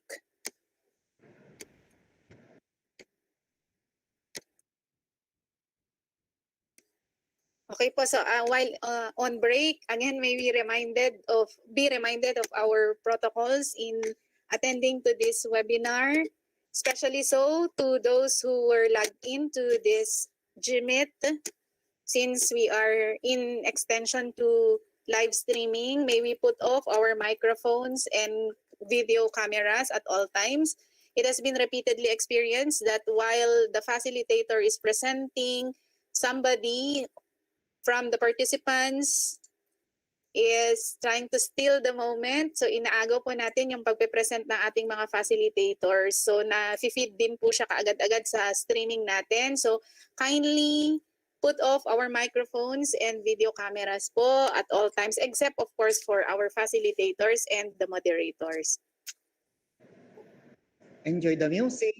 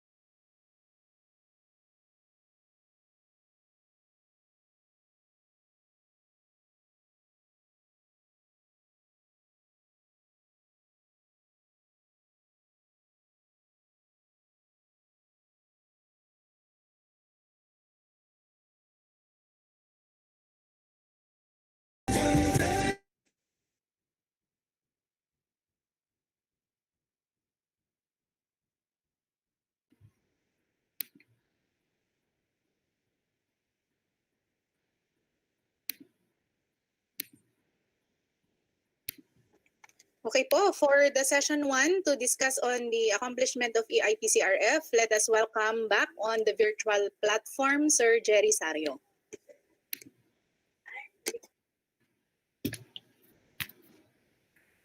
Thank you, Yanni. So I'm back. Yes po, Sir Je. Okay, so again, good morning. And today I'll be walking you through the IPCRF electronic tool for school year 2019 to 2020. But before I show you how to use the IPCRF e-tool, let me tell you a bit about the tool. So the tool is a Microsoft Excel macro-enabled workbook file with the .xlsm file extension with designed for offline use.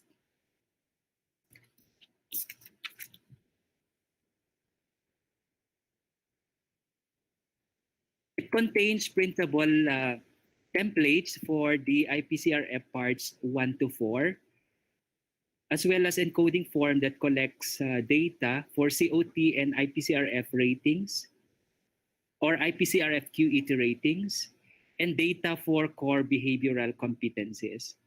So who will be using this tool? There are two types of users of the tool. We have the school head, who is the rater, and the teacher, who is the ratee. For purposes of this presentation, I'll simplify the flowchart, taking out all the steps that don't necessarily involve the electronic tool while still following the procedures we set. First, the rater downloads the IPCRF electronic tool, and after downloading, encodes the ratee's data, then encodes COT and QET ratings, and at this point, the rater hands the electronic tool to the ratee, who encodes parts 2 and 4. Then the ratee gives the file back to the rater after encoding parts 2 and 4. For step 5, the school head submits the file online. So we have just identified 5 major steps, each involving several activities. We'll discuss each step in the process except for the submission, which will be discussed in a different session. So let's begin with downloading. First, let's leap into the role of the rater. And here are the activities for step 1, download and extract. The first thing we must do as a rater is to download a copy of the new IPCRF electronic tool. Keep in mind that the versions that you have or you may have been given during the national RPMS PPST capacity building should no longer be used. The submission system will not accept them. If you obtained a copy of the tool recently, ensure you have the version with the proficient tool that has automatic ratings of 5 in objective 10. And this was initially discussed by Sir Mulong in his slide a while ago. And details of this can be found in DepEd Memorandum, number 45 series of 2019. So any version other than that is no longer valid. So where does one download the tool? You can find the tool by opening this link, which takes you to a Google Drive folder. In there, you will find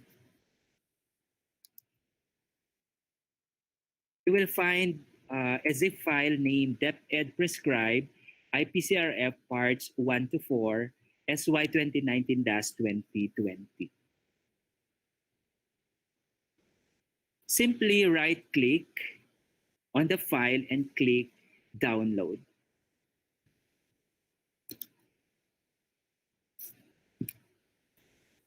When you have downloaded the zip file, you must then extract the Excel file inside it. It is important that you remember And I recommend you emphasize this when you cascade to your teachers that you should not open the IPCRF Excel tool without first extracting it. In the past, some users have complained that they cannot edit or save the Excel tool, or that the data they encoded is lost after saving and closing Excel. That was probably due to this missed step. In Windows, it is easy to identify a zip file. These three icons are example of how it looks like. The first one is when you do not have a file compression software installed, such as WinRAR or 7-zip.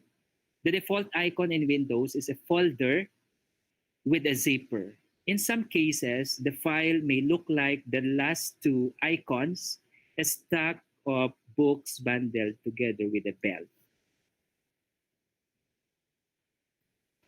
To extract a zip file in Windows, assuming you do not have a compression software installed, there are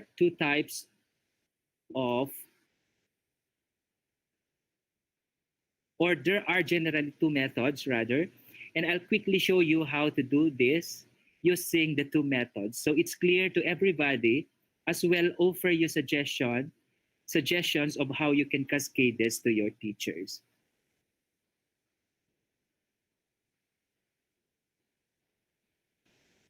Then click Extract All.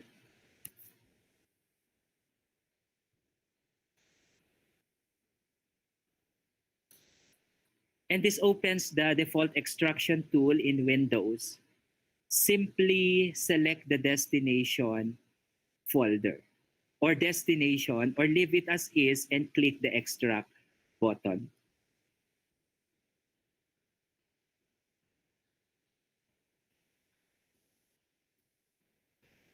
This will create a new Excel file outside the zip.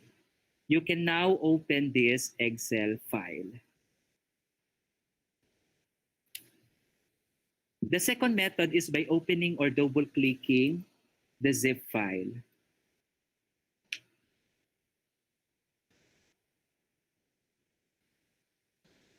This does not open any other version or window.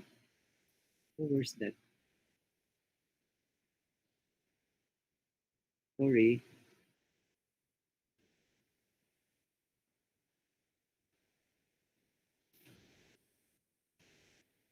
Okay. So this does not open any other program or window. It opens in the same file explorer window and looks as if you have just opened a regular folder with a single Excel file in it. But do not be fooled, you are still in the zip file.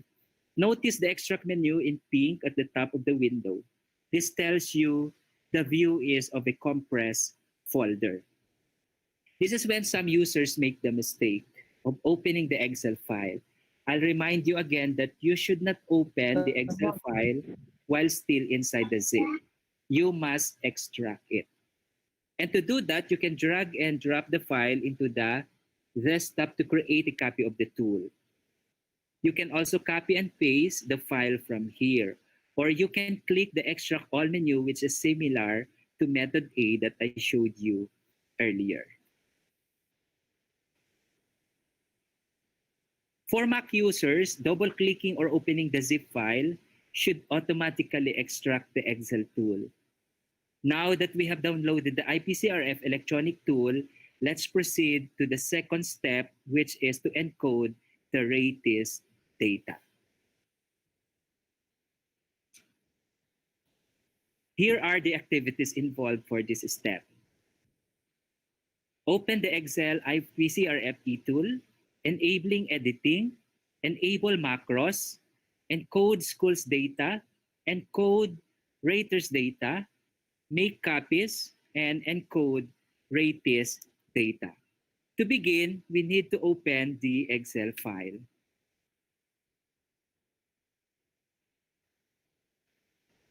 When opening the IPCRF electronic tool, here are a few things you need to remember. You must open it on a laptop, tablet, or desktop PC running Windows or Mac OS. You cannot open the tool using any kind of mobile phone, tablets running Android, or Windows RT, the iPad or Chromebooks, and other laptops running Windows RT.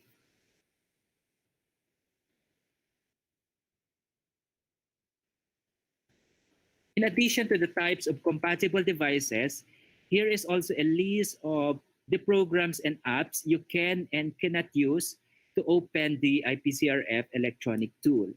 You can open the tool using the desktop app of Microsoft Excel or Microsoft Office Excel with the following versions. Do not use the online or web version of Microsoft Excel because macros aren't supported. You also cannot use these programs. If you are on a Mac, do not open with Numbers or the older Office for Mac apps 2004, 2008, and 2011. Furthermore, Google Sheets, if you are using a Chromebook or any other Microsoft Office alternatives such as WPS, LibreOffice, or OpenOffice. Note that if you open the IPCRF tool with any of the apps in the don't column, in other words, not Excel, the tool is forever broken and you need to download a new copy. Again, it's important that you emphasize this when you cascade to your teachers. There were cases reported that the macros don't work. The reason it turned out was because they were not using Microsoft Excel. If you're sure your device and your app are compatible, you can then open the tool. When the tool is opened, Excel automatically puts the file in protected view for security reasons. It does this for files downloaded from the internet. Now, or notice the yellow bar that says protected below the ribbon. You need to click the Enable Editing button so you can begin editing the file. Otherwise, it will remain disabled in protected view. On the Mac, it's more straightforward. Excel will greet you with a dialog box with an alert asking whether to enable or disable editing. Click Enable Editing, of course.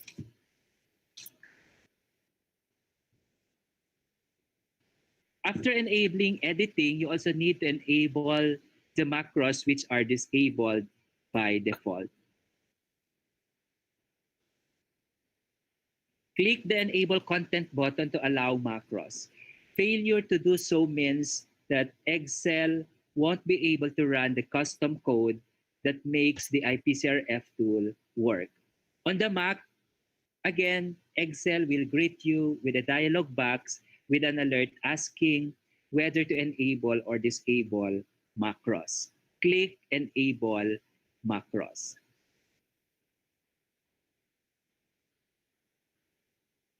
In Windows, if you do not see the Enable Content button in the yellow bar below the ribbon, it does not necessarily mean that the macros are already enabled.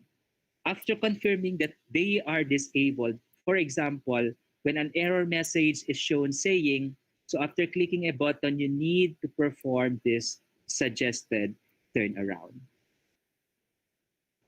In the ribbon, click the File menu. In the available options on the vertical panel to the left, find Options. It is usually at the bottom, and try to scroll down the vertical panel if you do not see the option. Click it when you find it. This opens the Excel Options dialog box on the panel to the left. Find and click the Trust Center option, usually found at the bottom of the list. In Trust Center, find and click the Trust Center settings.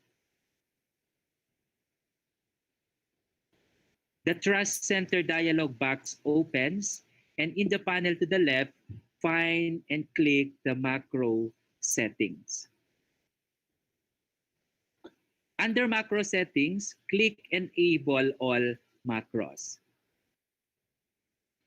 Ensure that the radio button for the enable all macros option is activated.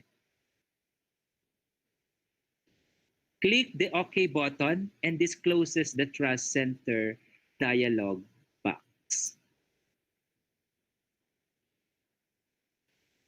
And returns you to the Excel options dialog box. Just click the OK button again. Close all open Excel workbooks and reopen the IPCRF tool to apply the changes. Assuming you have enabled the macros, you should now be ready to encode the ratee and raters data into the form. But before that, I'd like to take a little detour. Let's look at the different parts of the tool so it makes sense to you when you encode data.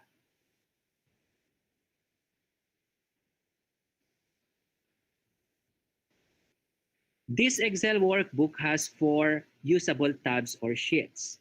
You can usually find the sheets at the bottom of the Excel window. The electronic tool has the templates for all the parts of the IPCRF, each on its own tab. These are the parts 1 to 4 tabs. But the first tab you will see when you open the tool is the encoding tab. Here are the properties of each tab.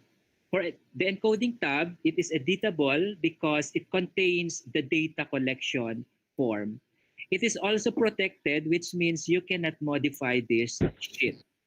Only white cells are editable, and this form is also non-printable. For parts 1, 2, and 3, they all have the same properties. They are all not editable because all data that are needed for these forms are encoded in the encoding tab. They are all protected and not editable and printable. The Part 4 tab is editable but also not protected to allow the users to make any necessary changes for crafting development plans, and of course, it's printable. Let's focus on the encoding tab.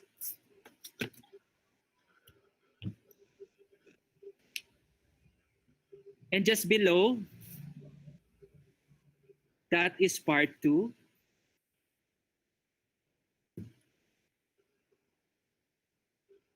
Let's go back to the top. Now let's proceed to the next step, which is encoding the school's data. Here is the part where you need to input the school information.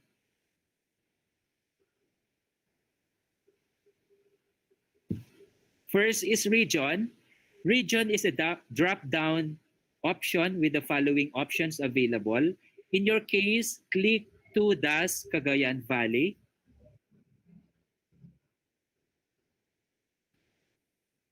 The second field is division, which is another drop-down box, which options depends on the selected region. Next is district or municipality. School ID, which only accepts 6 digits school ID from 100,000 to 699,999. Next is school name, and we recommend you input the complete and proper name of your school. Next is school type, and this is another drop-down option between urban and rural.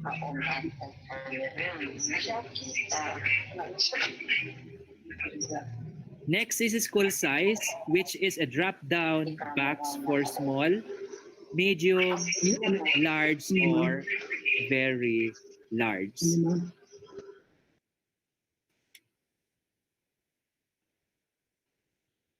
And the last field for the school's information is the curricular classification. Here are the choices.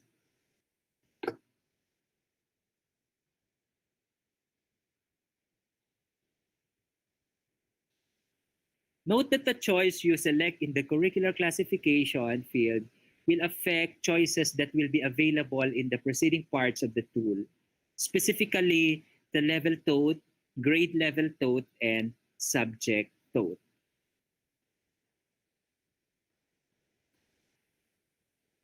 Next we encode is the rater's data, which contains only 3 fields. First is the rater's name, and we recommend this format: last name, comma, first name, middle initial. Next field is the position, which is a drop-down option between these positions. And the last field is date of review, which accepts date from February 2020 onwards using this format. At this point in time, this is not required. You only need to encode the date of review in finalizing part 1. After finishing encoding of the school's information and the rater's information, you need to save Excel workbook and then close it.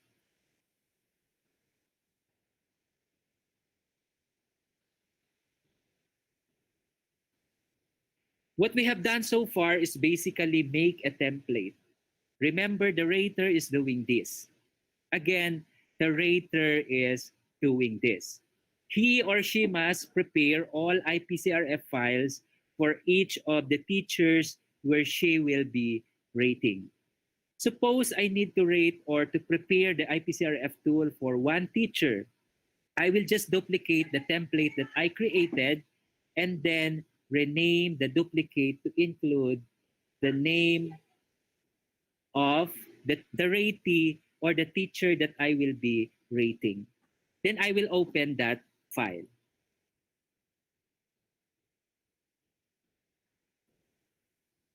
Now, don't forget to enable editing and enable macros from this step. You need to do that every time you open the IPCRF tool. Now we are proceeding to the next step, which is encoding the ratee's data. Here are the fields you need to accomplish, and these are several fields. Let's begin with the name of employee. Again, we need to, or we recommend that you use the format that you use for the rater's information or field.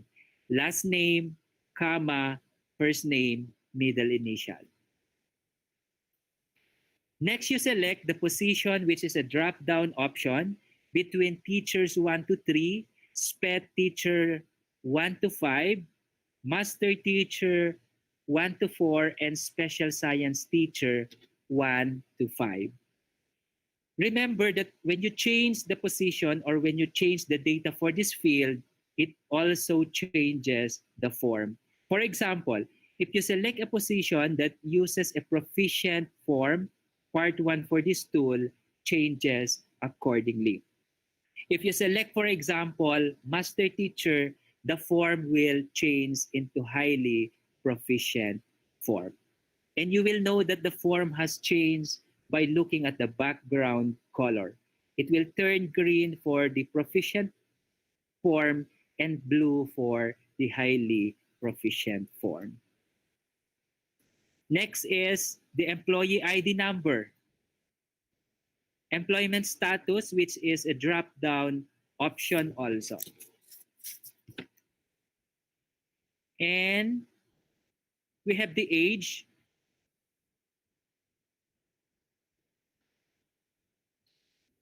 Sex, which are also drop-down options.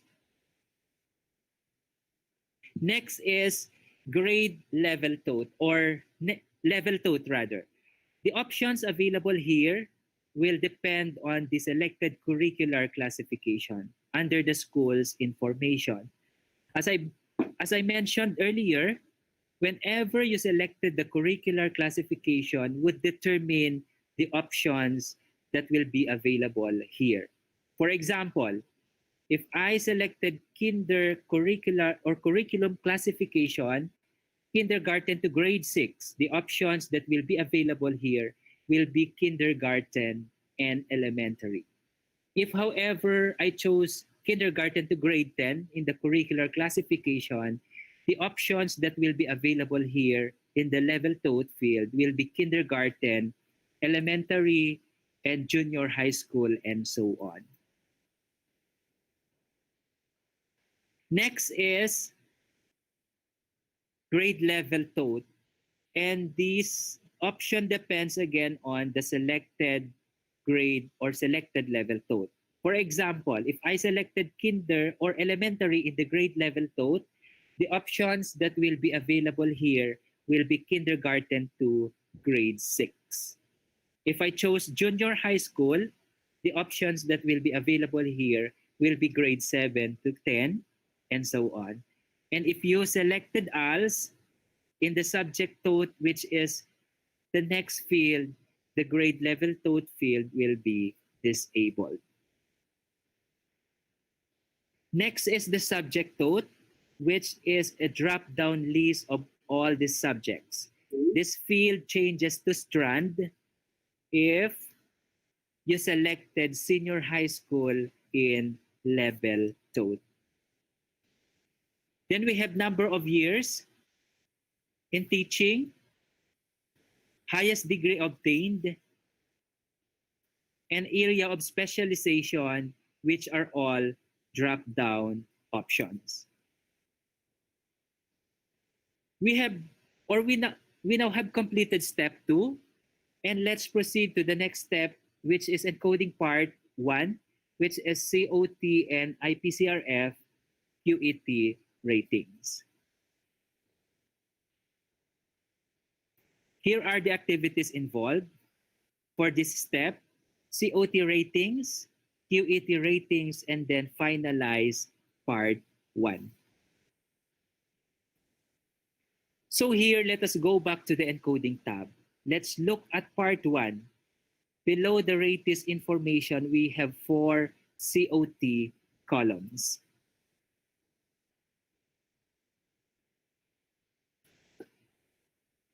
Let's focus on the first one. At the beginning, all COT columns are disabled except for COT1, where you will know that this is enabled because we have a cell at the top that is colored white. And this allows you to select a drop-down option from among identified subjects.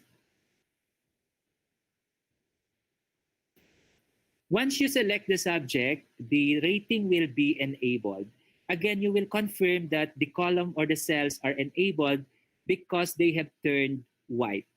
For the proficient form, this column will accept values from 3 to 7. For the highly proficient form, it will accept values from 4 to 8. The second column, the RPMS 5-point scale, will automatically populated on the input on the rating. And after inputting the rating, you need to also input the date of observation at the bottom. And this field accepts dates beginning June 3, 2019 using this format.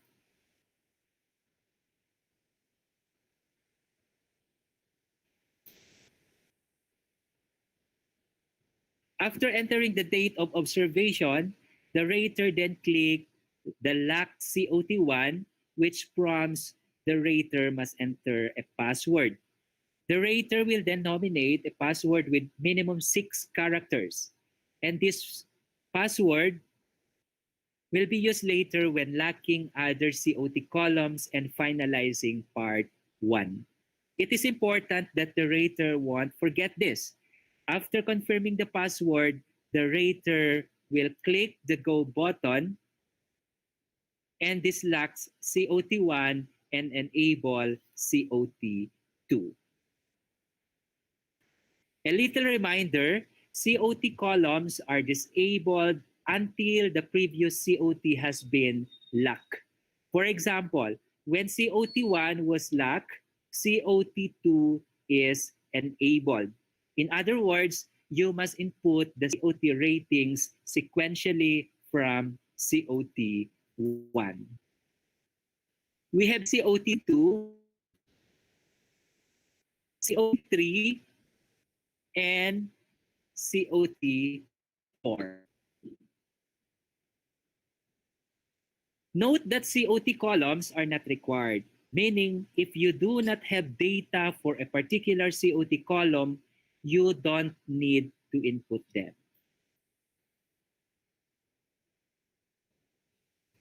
Next, after finishing encoding of COT ratings, we then encode the QET ratings.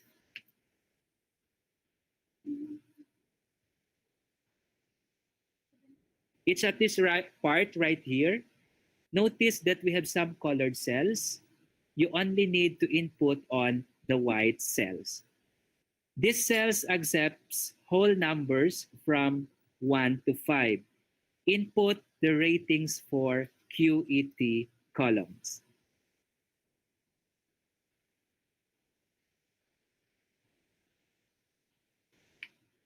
After that, we need to finalize part 1.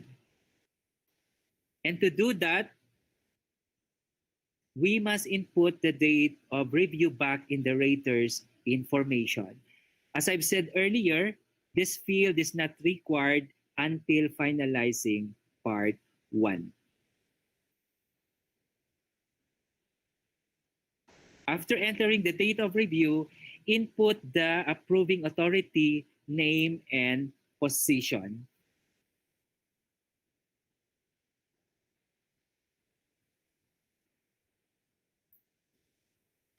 Then the rater will click Finalize Part 1 button, which prompts for the rater's password, which was previously set. Input the rater's password and then click Go. And this locks Part 1. You will confirm that Part 1 has been finalized or because the background color is turned red. At this point, the rater transfers the file to the ratee. So we have completed steps 1, 2, and 3. Now let's proceed or discuss the last one, which is encoding of parts 2 and 4 by the ratee. Here are the activities involved. Let's begin with finalizing part 4. Back in the encoding tab, below the part 1 is the part 2 form. The ratee only need to tick on the boxes of the competency indicators where she demonstrated during the performance cycle. After ticking all the appropriate boxes, ratee will then click Finalize Part 2, which comes for a ratee's password. This is separate from the rater's password that was set by the rater earlier. This one, the ratee will think of a new password. Again, minimum of 6 characters. And this password will be used later in finalizing or unfinalizing parts 1 and 4. After confirming password, the ratee will click the Go button or click on the Go button, which locks part 2. Again, you will confirm that part 2 has been locked or finalized because the background color has turned red. Finally, the ratee opens part 4 and encodes his or her development plans. After encoding at the bottom, the ratee will click Finalize Part 4 button, which will again prompt for the ratee's password he or she set when finalizing Part 2. After inputting the ratee's password, click the Go button and that should lock Part 4.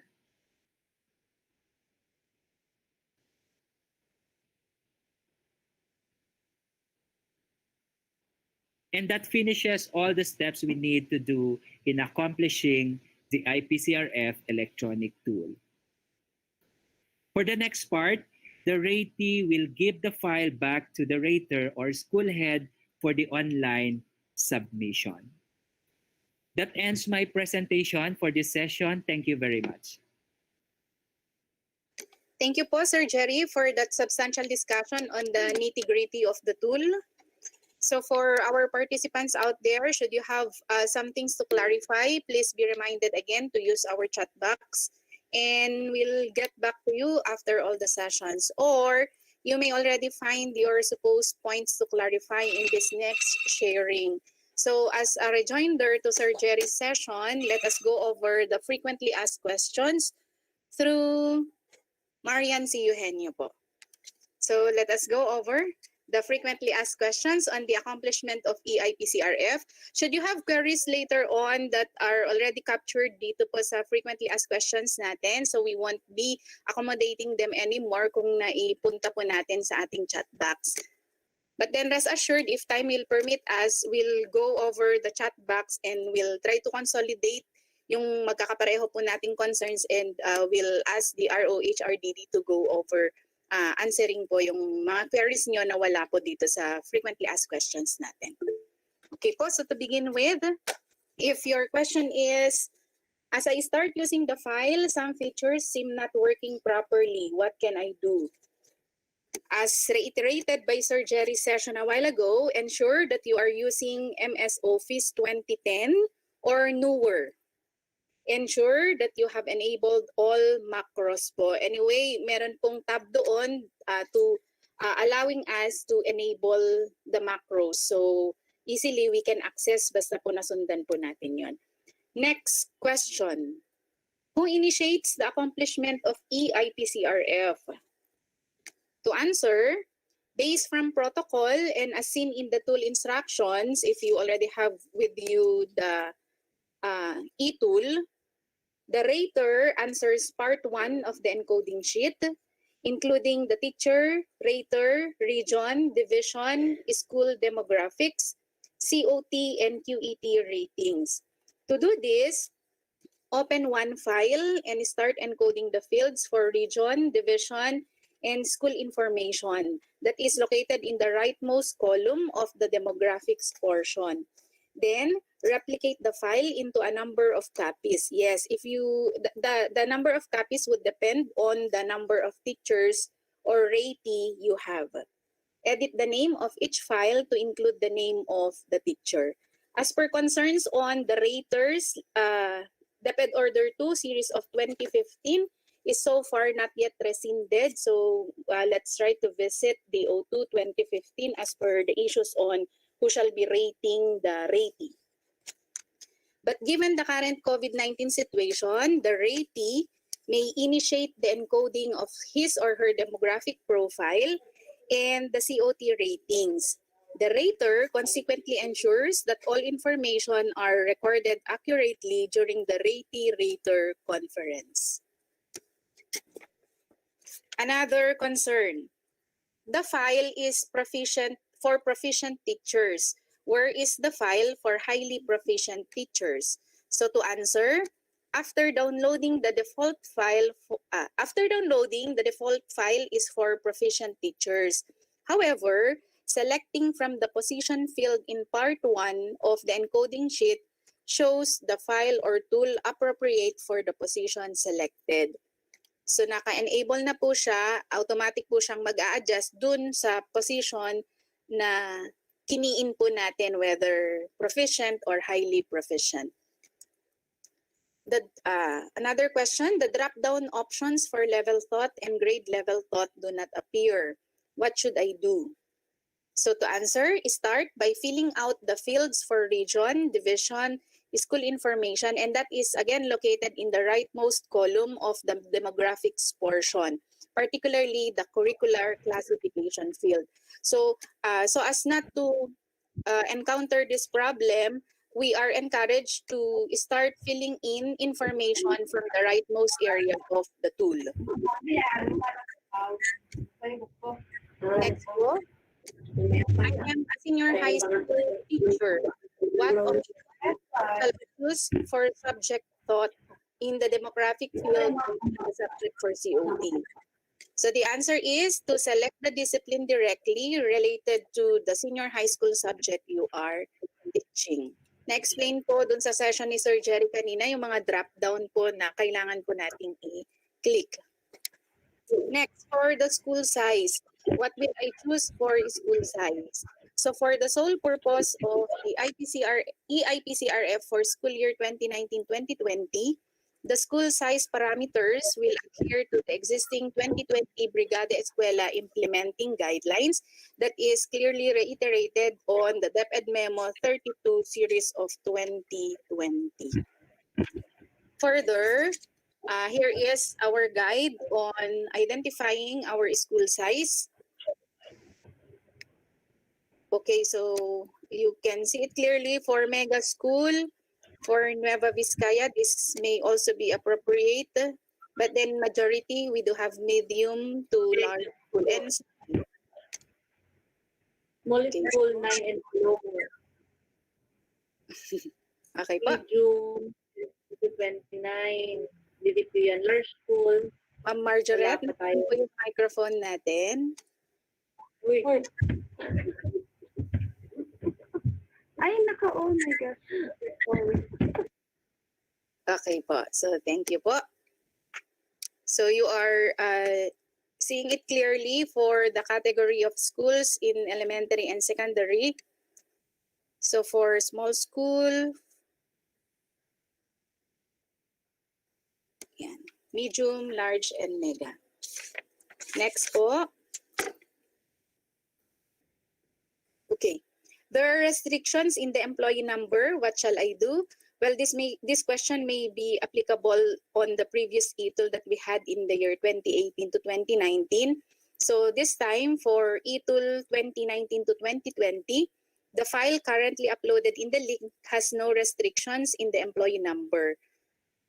If still experiencing difficulty, please download again if you downloaded before May 4, 2020. Which will I choose in level thought or grade level thought or subject thought, especially for elementary teachers? So to answer, the first priority is to look into the plantilla or the appointment. So that shall be the basis of the teacher. Second priority, majority of number of teaching loads. Next, I cannot edit parts 1, 2, and 3 sheets. What will I do? These sheets are protected for any editing and are automatic outputs after all fields in the encoding sheet or tab are accomplished and finalized. Only the encoding sheet or tab and part 4 sheet are open for editing and encoding. What if I did not complete all 4 COTs because of the challenges brought about by the pandemic? So as said by Sir Jerry a while back, enter only the ratings available at hand. Leave the entire COT column or columns with no available ratings unfilled. No need to lock this or these COT columns. The quality rating will still compute automatically. For the efficiency rating, refer to DepEd Memorandum 45 series of 2020. Last but not the least, what if I have 4 COT rating sheets available? For those with COT 4 ratings or for those with 4 COT ratings, the rater and ratee shall agree to whether or not it will be encoded in the IPCRF. The agreement shall always be bank on the primarily on the consideration that it is for the advantage or benefit of the ratee. So kung ikakataas po niya, then well and good. But if that will lead to the performance of the teacher na bababa, so mag-agree po si rater and si ratee. Okay po. So should there be some issues that are yet to be clarified, na hindi po na-capture doon sa frequently asked questions natin, paki-key in po natin doon sa ating chat box. So thank you po. For the session 2 on data submission and monitoring and later ways forward, let us welcome the equally gorgeous and may I add fatherly EPS of ROHRDD, Sir Liberato T. Umangay Jr. Sir Lib, take it away po.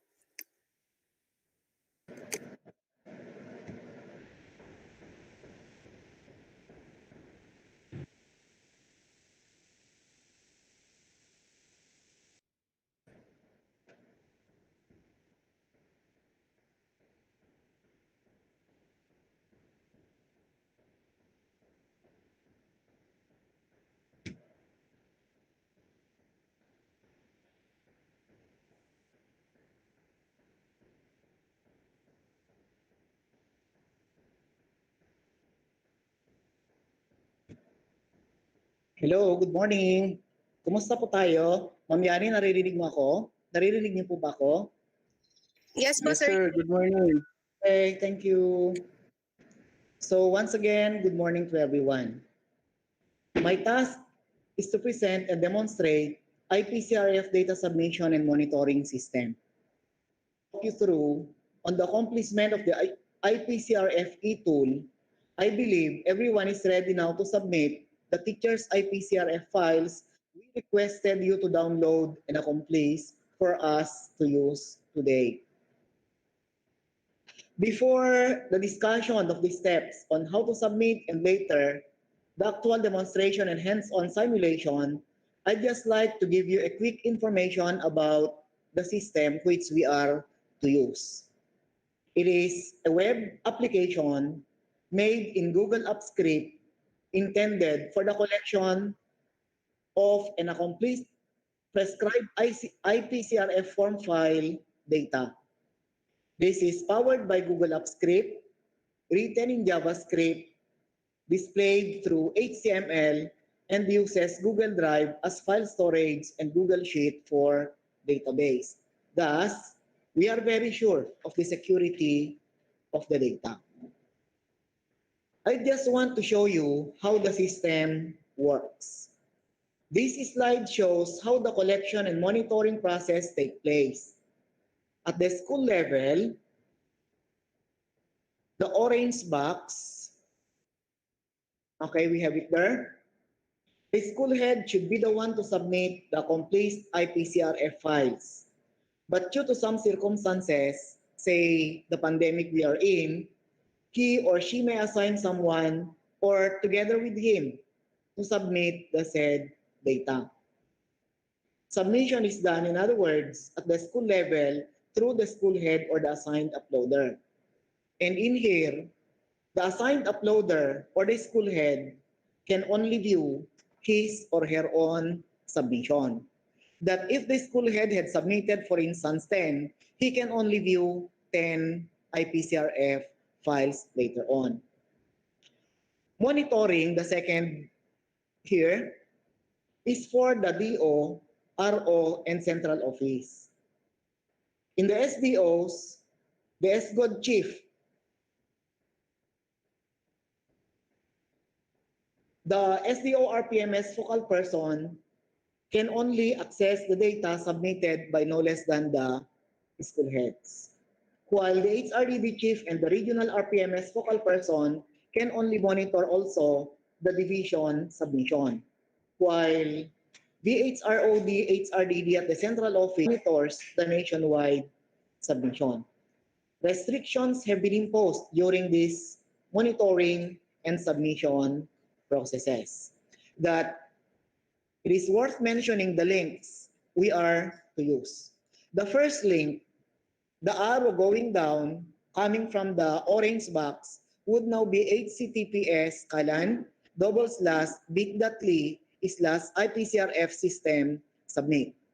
This is the link which would be used by no less than the school head or the assigned school personnel. While for the regional division as well as the central office, they will be making use for monitoring purposes the link https://bit.ly/IPCRF IPCRF monitoring. There are quick steps on how to access the link and to submit the IPCRF forms. First, open the link for IPCRF submission. As mentioned earlier, we are to open it using https://bit.ly/IPCRF system submit. But this can only be opened making use of a DepEd email address. I'd like to underscore, this link can only be opened making use of a DepEd email account. No more, no less. That once you have provided the needed login data or login details, say your email address, followed by your password, then this would prompt up in your window that the privacy notice and the purpose of the system would pop up. So there it is. Here is the primary interface of the IPCRF data collection system. So we have the upload IPCRF file here and view submission. That this would be used in the submission and uploading of your IPCRF files. But before submitting or uploading your files, I would like to tell each of you, particularly those who will be uploading, and more importantly, the school head, that you have to see to it that the files for uploading are organized, that they must be complete and accurate. So as earlier said by Sir Jerry, there must be a complete filling out of all the different blanks present in parts 1, 2, and of course, for part 4. Once organized, then you are ready to upload the IPCRF files. That in uploading, I would like to caution you that for the moment, the system accepts individual uploading only. It cannot accept yet batch uploading. Okay, we move on. After we are able to get all the different data, then we are now ready to upload. The second step would now be to click upload file here. Then after clicking, the one which is encircled with red here, then what prompts would now be the directory of the IPCRF files of the individual teachers.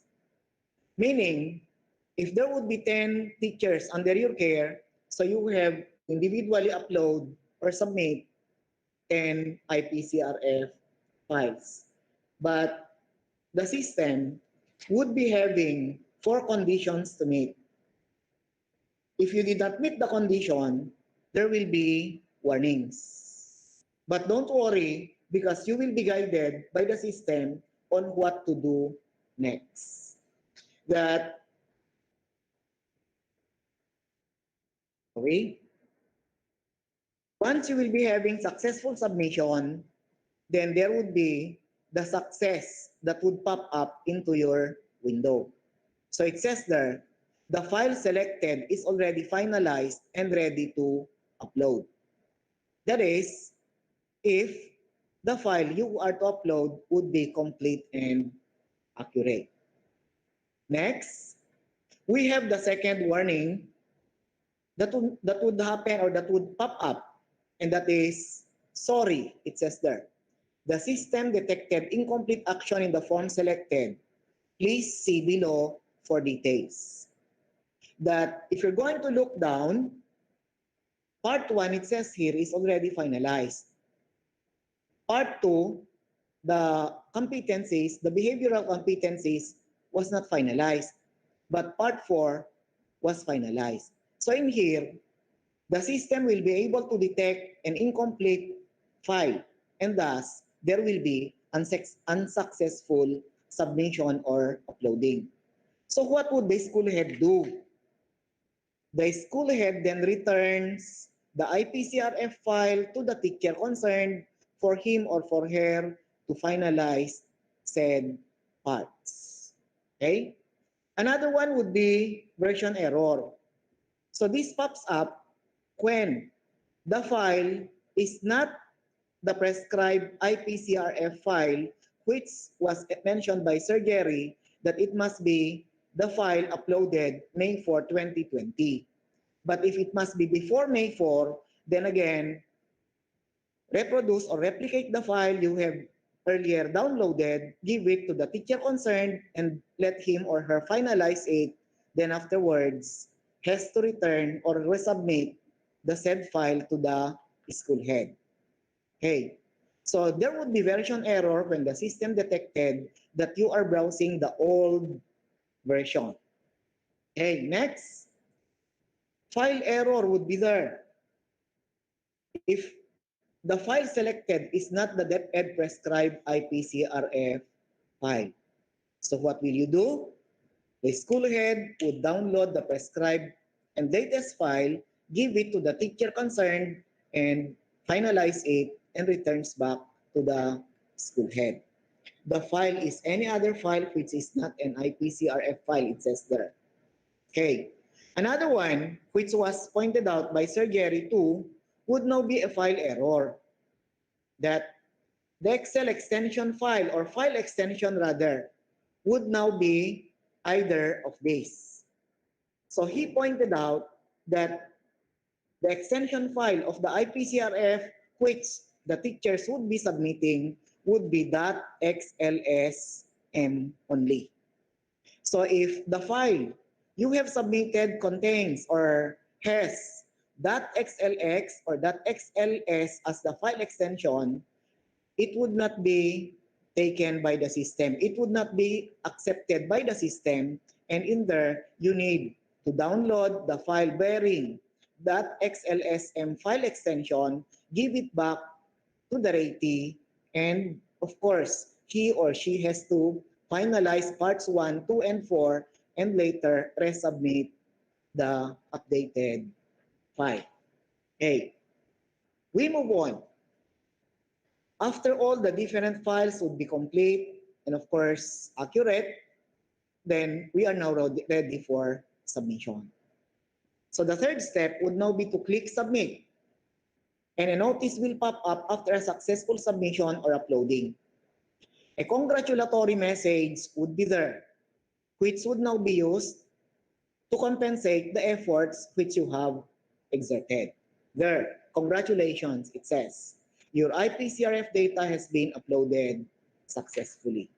So those are the quick steps on how we are to submit IPCRF data.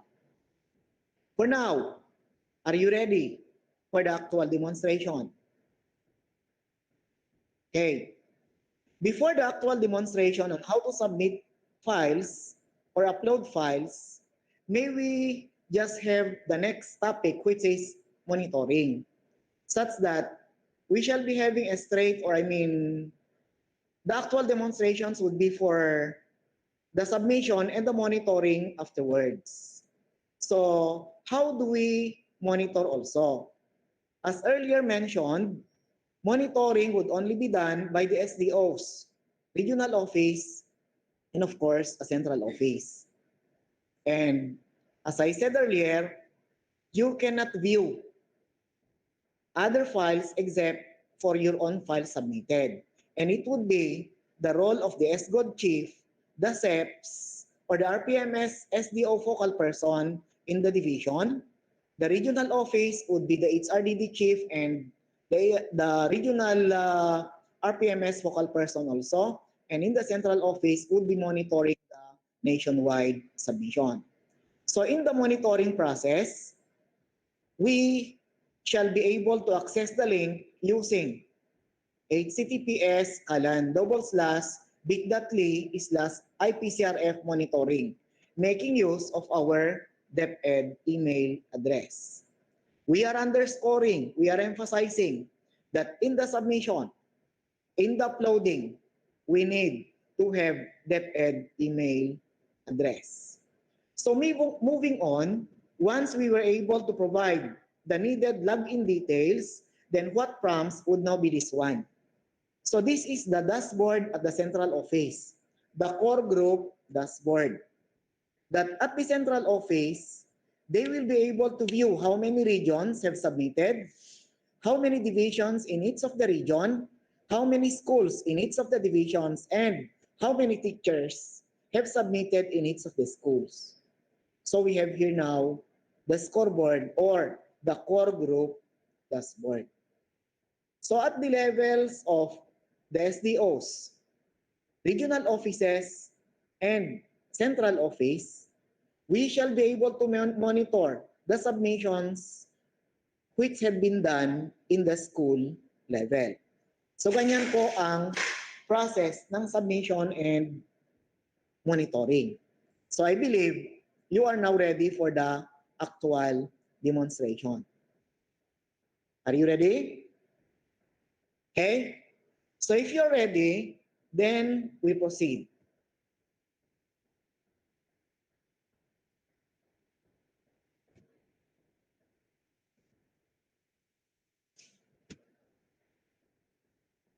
Okay?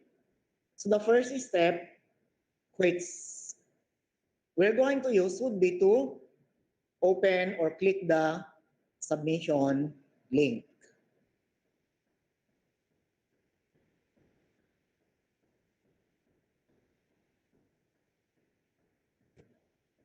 And providing my email, of course, my password would prompt me if I will be the assigned uploader to this window. Nakikita po ba? Okay. So once I have provided my login details, my email ad, and of course the password, eto na po ang lalabas sa screen natin. We have the IPCRF data submission form for school year 2019-2020. We have here the interface as said earlier. Two buttons, one for upload IPCRF file here, and the second would now be for view submissions.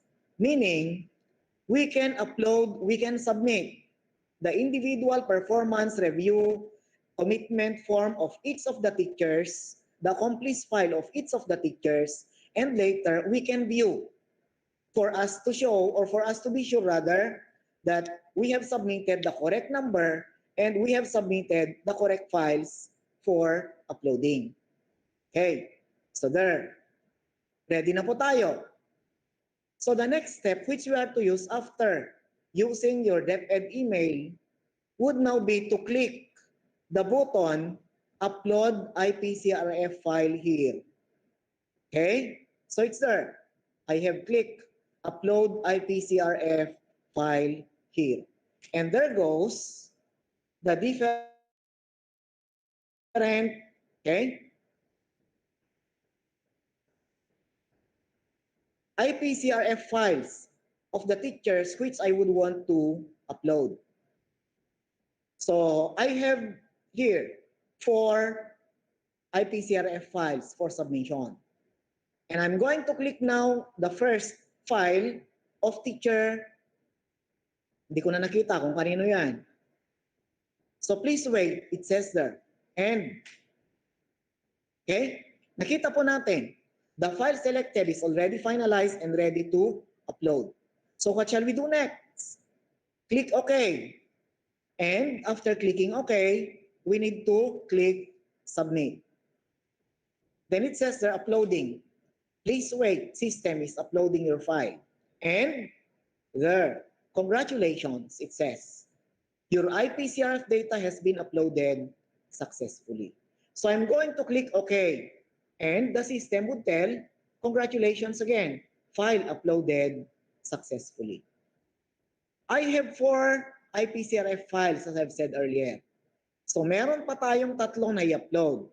So again, we are going to submit the data. Click Submit Data. Then, click Upload IPCRF file here. There it goes.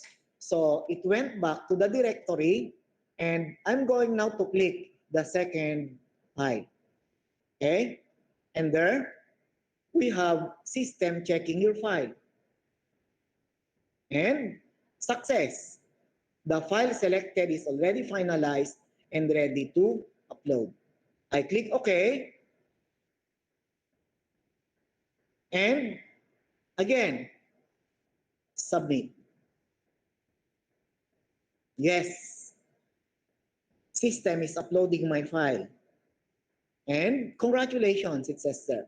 Your IPCRF data has been uploaded successfully. I'll click OK. Then, again, for the third file, submit data. Click upload IPCRF file here. Then have to click on the third IPCRF file of the teacher, and it says there, sorry, system detected incomplete action in the form selected. Please see below for details. And the status would tell us that the core behavioral competencies which is contained in part 2 is not ticked or finalized. Okay? But for part 1 and part 4, they have been finalized earlier. So will the system accept? Of course not. So we click OK, then move on to the next IPCRF file. So again, click upload IPCRF file here. Then for the fourth, there we have it. And then again, sorry, it says there. System detected incomplete action in the form selected. Please see below for details. And the status will tell us that none from parts 1 to 4 have been finalized. So again, the system would not accept an unfinalized IPCRF. What shall we do? Since the system can't accept it, then we have to return the IPCRF submitted to the teacher concerned. Let him or her do the necessary filling out of the different things to be filled out and further submit it submit it to you. Okay? Now, we are done trying to upload or submit IPCRF files. To check whether the files submitted would be actually the files we have to submit, then we can now click View Submissions. Okay? To view the submission, we have to click, please select your region. Then we go to Cagayan Valley. Then browse. So it says they're loading. Please wait. And there. Oh, ilan ang na-upload natin? 2 lang. Pero 4 yung nandito sa file ko. Okay? Paano kaya nangyari yon? Where perhaps I made uploading previously. That's why we have 2 IPCRF files of Teacher Mary C. Candido and Teacher J.R. Umangay. So what shall we do? We have the delete button here. We may click the delete button.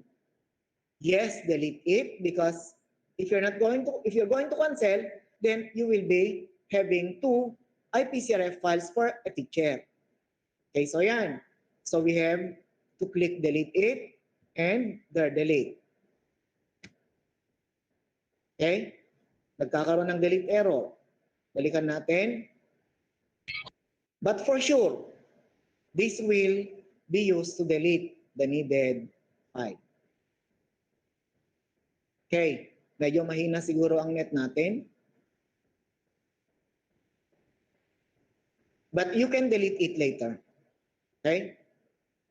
Ayun. So IPCRF has been deleted successfully in the database. Okay? So ayan. So dalawa na lang po ang naiwan. System found 2 records you submitted. One for Teacher Mary Candido and the other one is for J.R. Umangay. Okay? Since we have 2 IPCRF files accepted by the system and we are to upload 10. So what shall we do? Once the other 8 will now be ready for submission, you can click Submit Data, then do the same process. Click Upload IPCRF file here, then Submit. Then after that, you can now view submission. So ganun lang po kadali ang mag-submit ng IPCRF file, provided the IPCRF files we are submitting are actually finalized, they are complete, and the other one is accurate. Okay? So that is how to submit. Let's also do the actual demonstration in terms of the monitoring process. So bago tayo mag-hands-on, I would just want to give you the process of monitoring. Okay, so ganito po siya. Kailangan ulit ang DepEd email account. Now, I am now using my DepEd login data for me to be able to access the link. Okay, so can you see the regional office dashboard?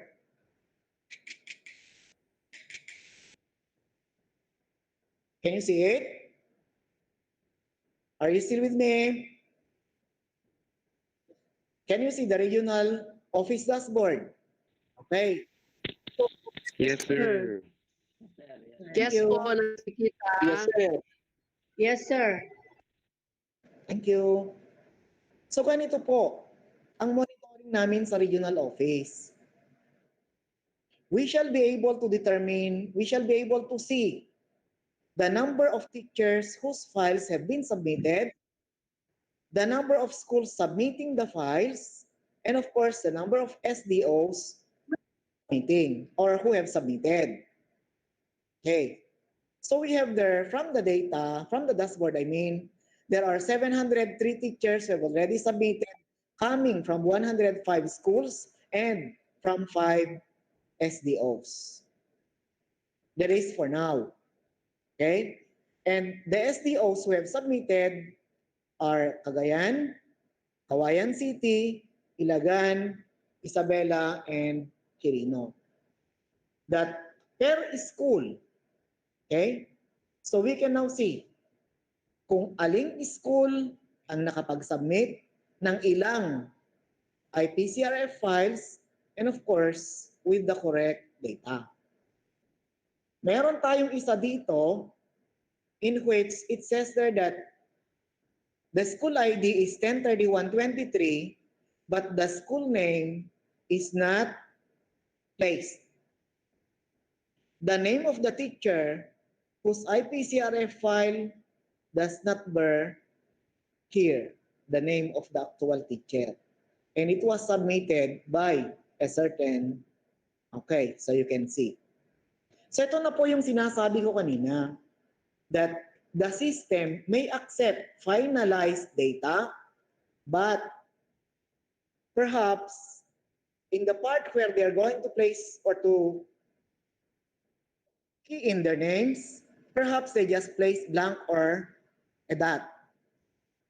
And in the last name, first name, or the middle initial, in the name of the teacher, then naglagay din lang sila ng dot or whatever, then it says there, it has no specific name and specific school. Tapos finalize niya. So kailangan makita po ni teacher, ni school head, ang mga bagay na to before you are to submit the IPCRF files. Okay? So for now, we can view the different elementary and high schools who have submitted their files. Pero practice lang po ito. Meron tayong disclaimer mamaya regarding this one.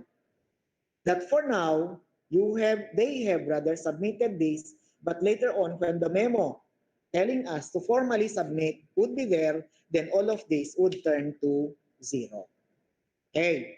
So wala na sigurong problema.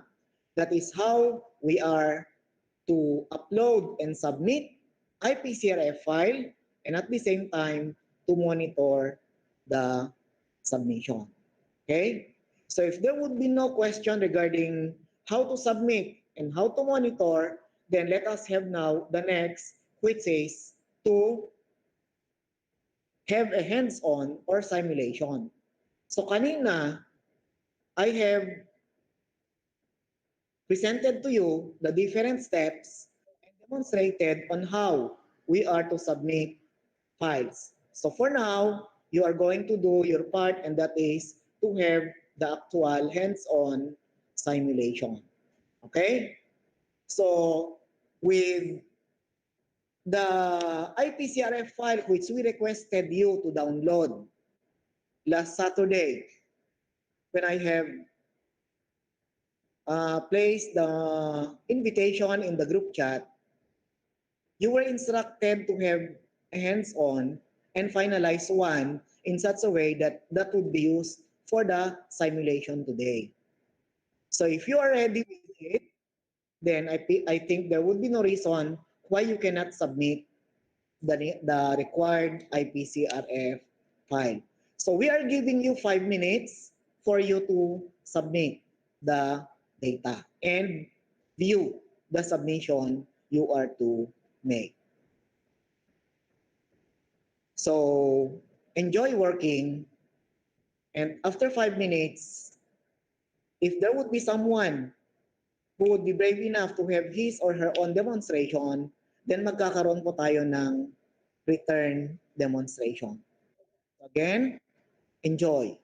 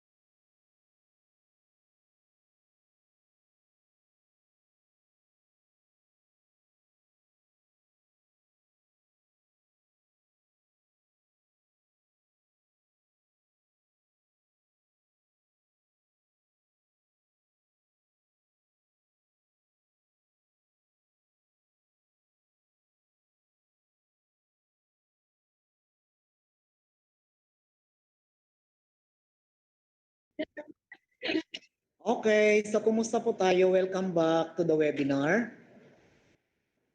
Anybody who was able to upload or submit an IPCRF file, meron po ba? Meron po tayong nag-submit. Okay, so would the silence that I can hear now will mean wala or meron? Don't worry because if ever, we were only given how many minutes? 5 minutes lang po dito, but then later, you can go on. You can browse from time to time the link and until such time that you will be able to perfect submitting the needed file. Okay? So we move on.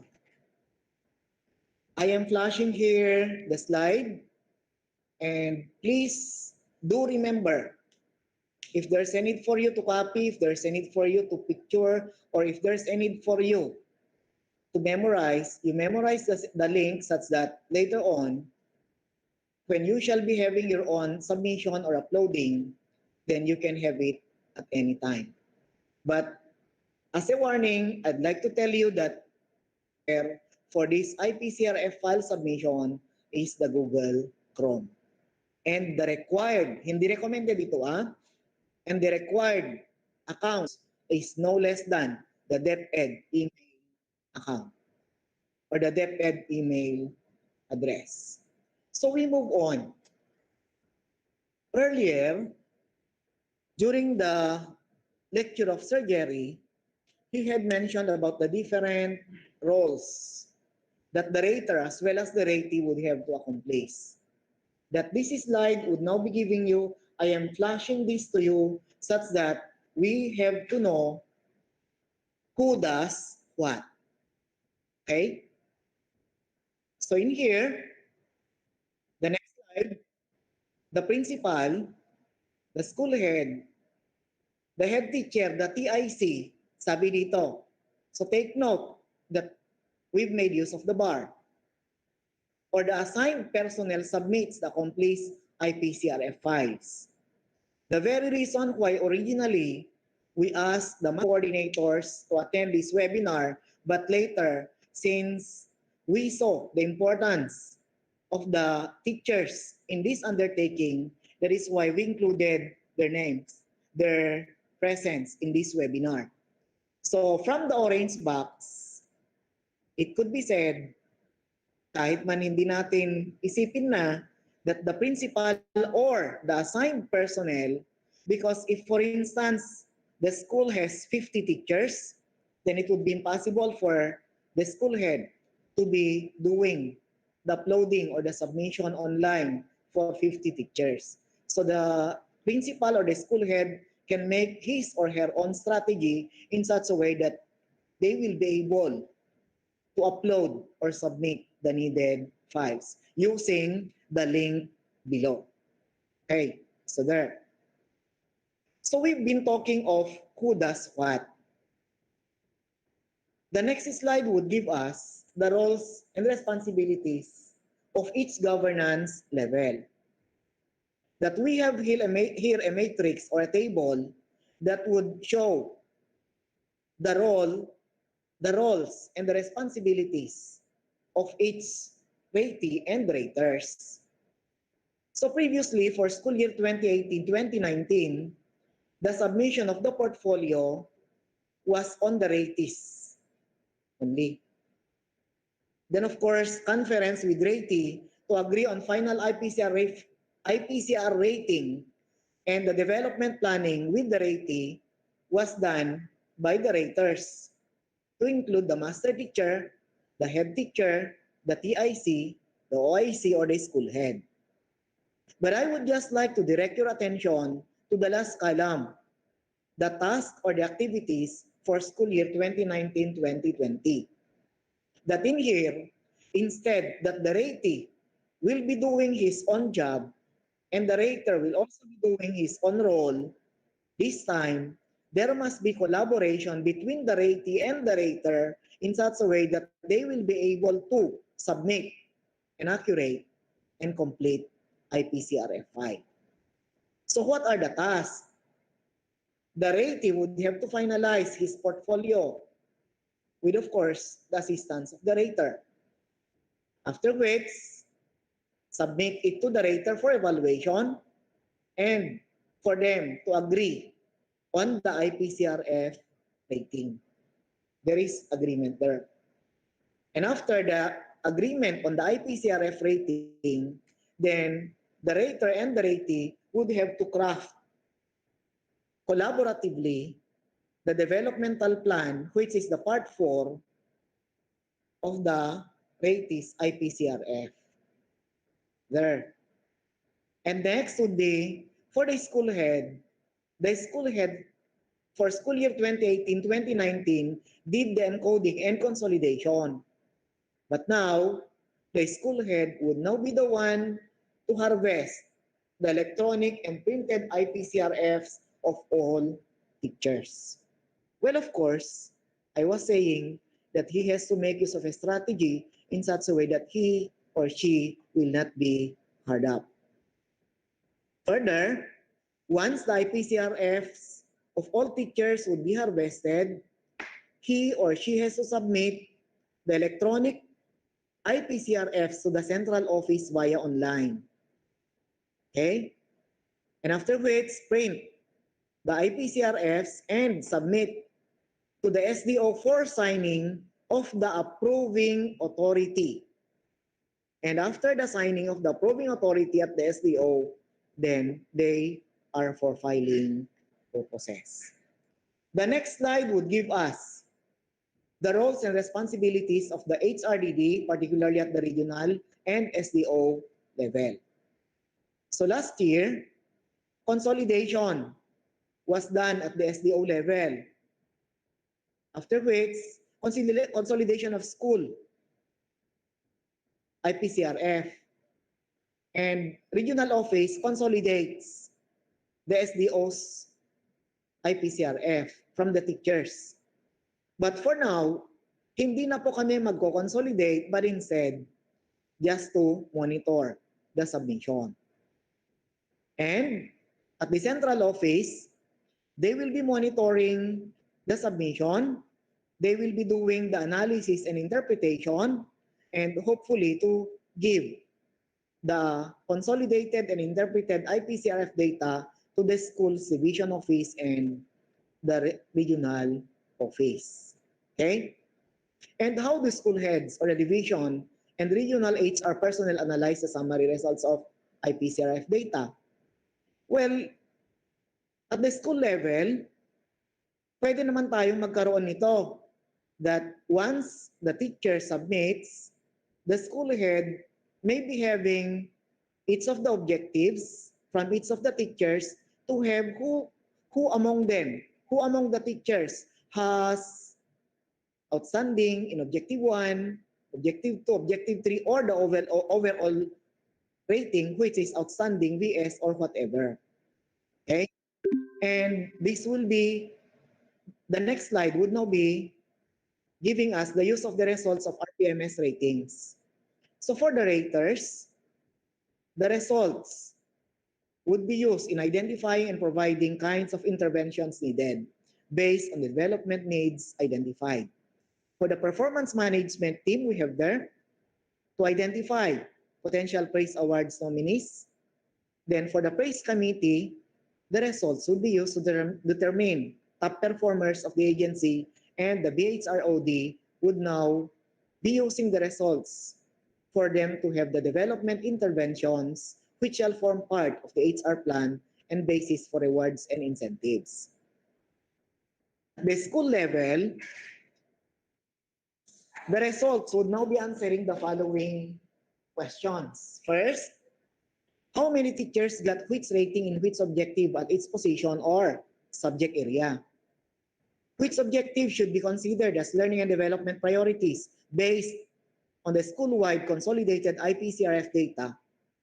Further, what L&D activities and programs can be developed to immediately address the needs of the teachers? And most importantly, how can the school head improve his or her instructional supervision plan mechanism to support his or her teachers. At this SDO, RO, and central office levels, we shall be able to determine which objectives to be considered in the learning and development priorities, and what interventions can be provided to schools to support and improve the teachers in terms of content and pedagogy, curriculum delivery, and coaching and mentoring. The next slide sums up why we are to submit our IPCRF data.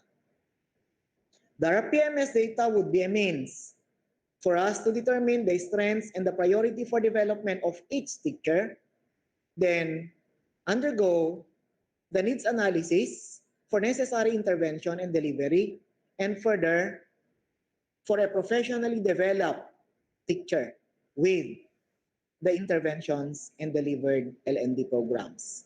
And of course, rewards and incentives. So after this, what shall we do next? Okay. After this webinar, school heads may do online orientation activities for teachers, and the school heads may practice submitting online. I saw a question earlier raised, kailan po ang deadline ng submission? Okay. Kindly watch out for the issuance of the memorandum on year-end RPMS 2019-2020 activities with adjusted timelines. That once the memo would be issued and the formal date of submission would be there, all those submitted IPCRF files would be deleted. Repeat. All the IPCRF files submitted prior to the date in the memorandum will be deleted, such that we can only do the submission as practice purposes. For practice purposes, I mean. Okay po?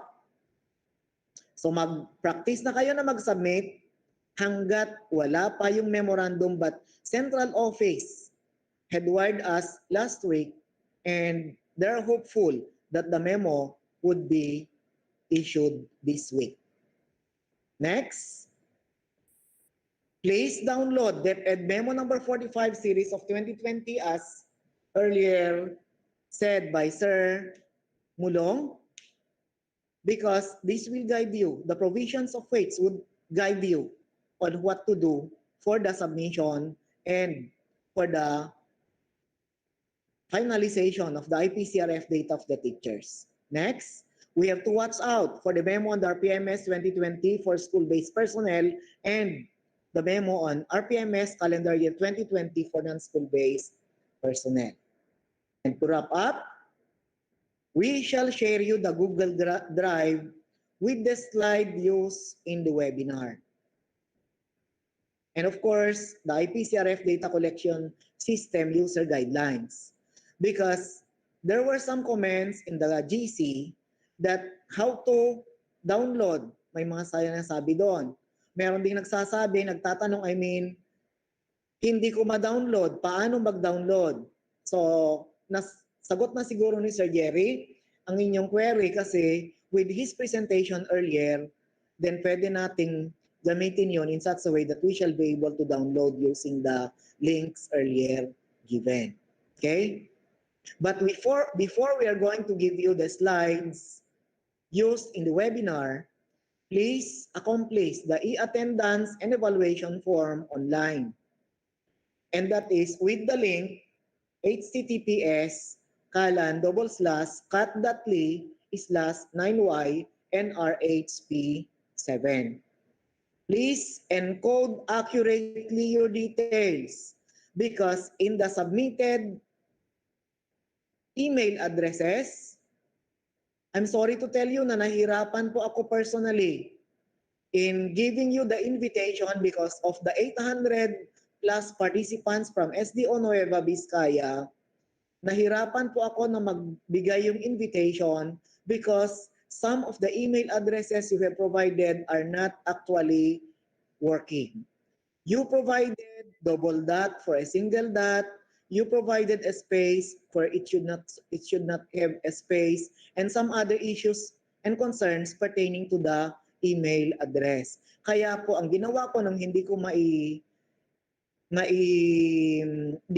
individually yung ating invitation, so I just posted in our group chat. But I hope that after this, we shall be provided by you the correct DepEd email address through the link we are giving you, such that we shall be able to give you also the digital certificate.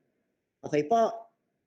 Kung hindi po naibigay yung ating DepEd email na yung actual nating DepEd email, halimbawa, liberato@deped.gov.ph, hindi po gusto ni system yon.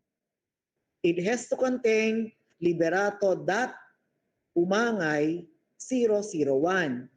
Some questions or issues also is on the 001 or 002. Kasi naglagay lang po kayo ng ng yes, or 01, or 1, or 3, which would not be accepted by the system. Another one is, naglagay po kayo ng double dot, liberato, umangay, hindi po tanggap ng system. Likewise, liberato space umangay, hindi rin po tanggap ni system. So I repeat, please give us your email address accurately so that your digital certificate would be received through your email. And of course, yung ating land bank account number. Please give us the correct account number because basing from the previous attendees, nilagay lang po nila SA or CA. We need the number po that if ever our request for your load allowance would have to be there, then we shall be sending your load allowance in exchange of your efforts of attending this webinar. Okay? And we expect that this would have to be accomplished this afternoon. We are also giving you links for RPMS materials for 2019-2020. Please find time to see and download them, give or share it to your teachers, co-teachers, or whoever needs it in such a way that there would be no problem later on the versions we are using. That we have different versions. We are on the same system. So please give the correct links, okay? And of course, for inquiries, information which you would wish to, please don't hesitate to email us. We can be reached using the email address hrdd.region2@deped.gov.ph. For the inconveniences we had earlier please bear with us. Accept our apologies. So before we end up, I would like to reiterate that your online evaluation and your e-attendance would be our means of verification, our MOVs that you really had attended such. That would be where we will be basing your digital certificate. So, Sir Jerry, our HRDT chief, sir, diyan ka, would be giving us his parting message before we're going to have the other slides. So stay tuned, ladies and gentlemen. Sir Jer? Thank you very much, Sir Liv. So as a parting message, first of all, I'd like to thank you for your warm response to this webinar session. Thank you also to RD Estela Carino, of course, SDS Rachel, Liana, and ASDS Jonathan Fronda for supporting this initiative for our teachers. To SGOD Chief Romulo Ancheta, and of course to Yanni for co-managing this webinar. To you, my dear participants, thank you also for your active participation and for allowing your teachers to attend this first ever webinar hosted by the regional office through the HRDD. This means a lot for them as they are the main recipients of this tool. I also noticed some district supervisors in attendance to this webinar. Thank you for taking part of this endeavor. I hope that through their attendance, there will be no more confusions in the field as we shall implement these adjustments to the performance management system of our teachers. Dito natin makikita yung willingness nyo to help our teachers to extend the necessary technical assistance, especially this pandemic time and as we adapt to the new normal. I wish you good luck as you will further discuss this with your teachers through school-based learning action cell. My only caution is for you to have the right messaging, explain to them that we are doing this so that we would be able to gather the right data, because once we have the right data with us, then we can plan, design, develop, and deliver the right intervention for them. So have a soft landing of this system to our teachers so that they will be able to embrace the system with the realization that we are doing this for them for their continuing professional development. Again, congratulations, and I wish everyone safe and healthy. Thank you and have a happy lunch. Thank you very much, Sir Je. This time, ladies and gentlemen, we're going to have also Ma'am Rachel, andyan ka pa rin po ba? Apo. Okay, Ma'am Rachel, thank you very much. Bulong Thank you, Ma'am Rachel. and Yani. Ma'am Rachel, do you have anything to say? Hello, Okay, Sir Leader. I'd like to thank HRDD through the both of you, Sir Jer and Sir Lieber, for coming up with this program. Our SDO will endeavor to implement all of these things. Thank you. I'll be on top of the monitoring of course, syempre through my left and right arm, Sir Malong and Ma'am Eve, our two chiefs, and of course, my partner, Sir ASDS Jonathan, and our focal person, si Ma'am Marian. I'd also like to thank the two of them, including our ITO, in facilitating this session with us. So don't worry, we will forever be your strong partner in implementing this. Of course, this is for our teachers, so I hope our PSDSS, our EPS anchors who are with us the entire morning through this time in the afternoon will hand in hand work together so that we will be able to implement this fully and well. Thank you. Rachel. Thank you, Ma'am. Thank you, Sir Mulong. Ma'am, thank you, Ma'am. Thank you. Sir Kamusta, Jonathan, thank you, Uncle? Ma'am Yani. Ano May po lang session pa kayo ngayong hapon. Yani. Kamusta, Sir Jerry? Okay lang, sir. Ni Uncle Ano ulam Leader. natin? Hello, sir. Update. Ma'am Yani. Thank you very much, Ma'am Yani. Are you still there? Yes po, Sir Liv. So thank you po. Thank you po, ROHRDD. That ends our regional webinar on the IPCRF data collection system for school year 2019-2020. Congratulations po. And again, for and in behalf of the SDO Nueva Vizcaya through our SDS Ma'am Racheliana, maraming salamat po, Sir Jerry and the team. Thank you.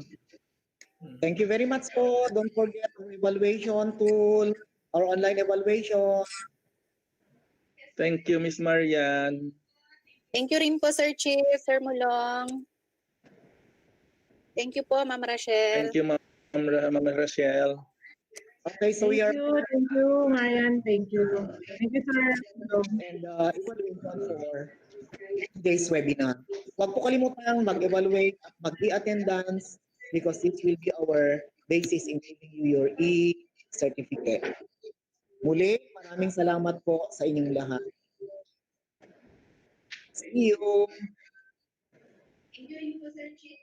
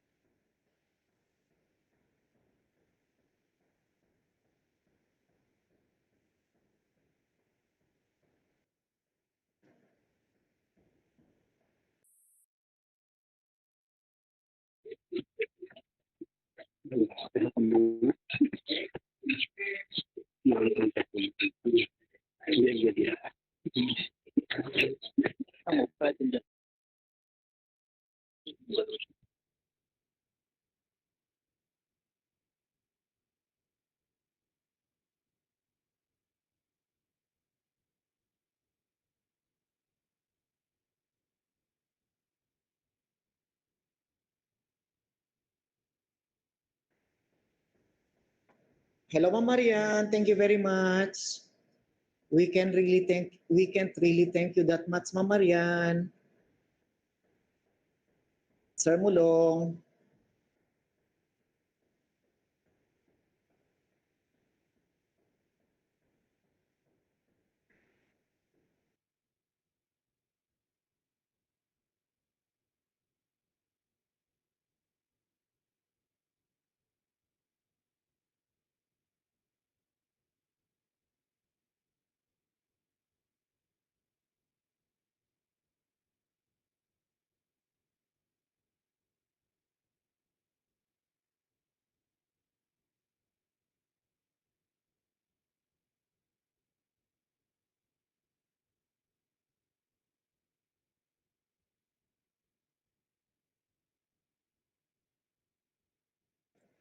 Sir James Stone.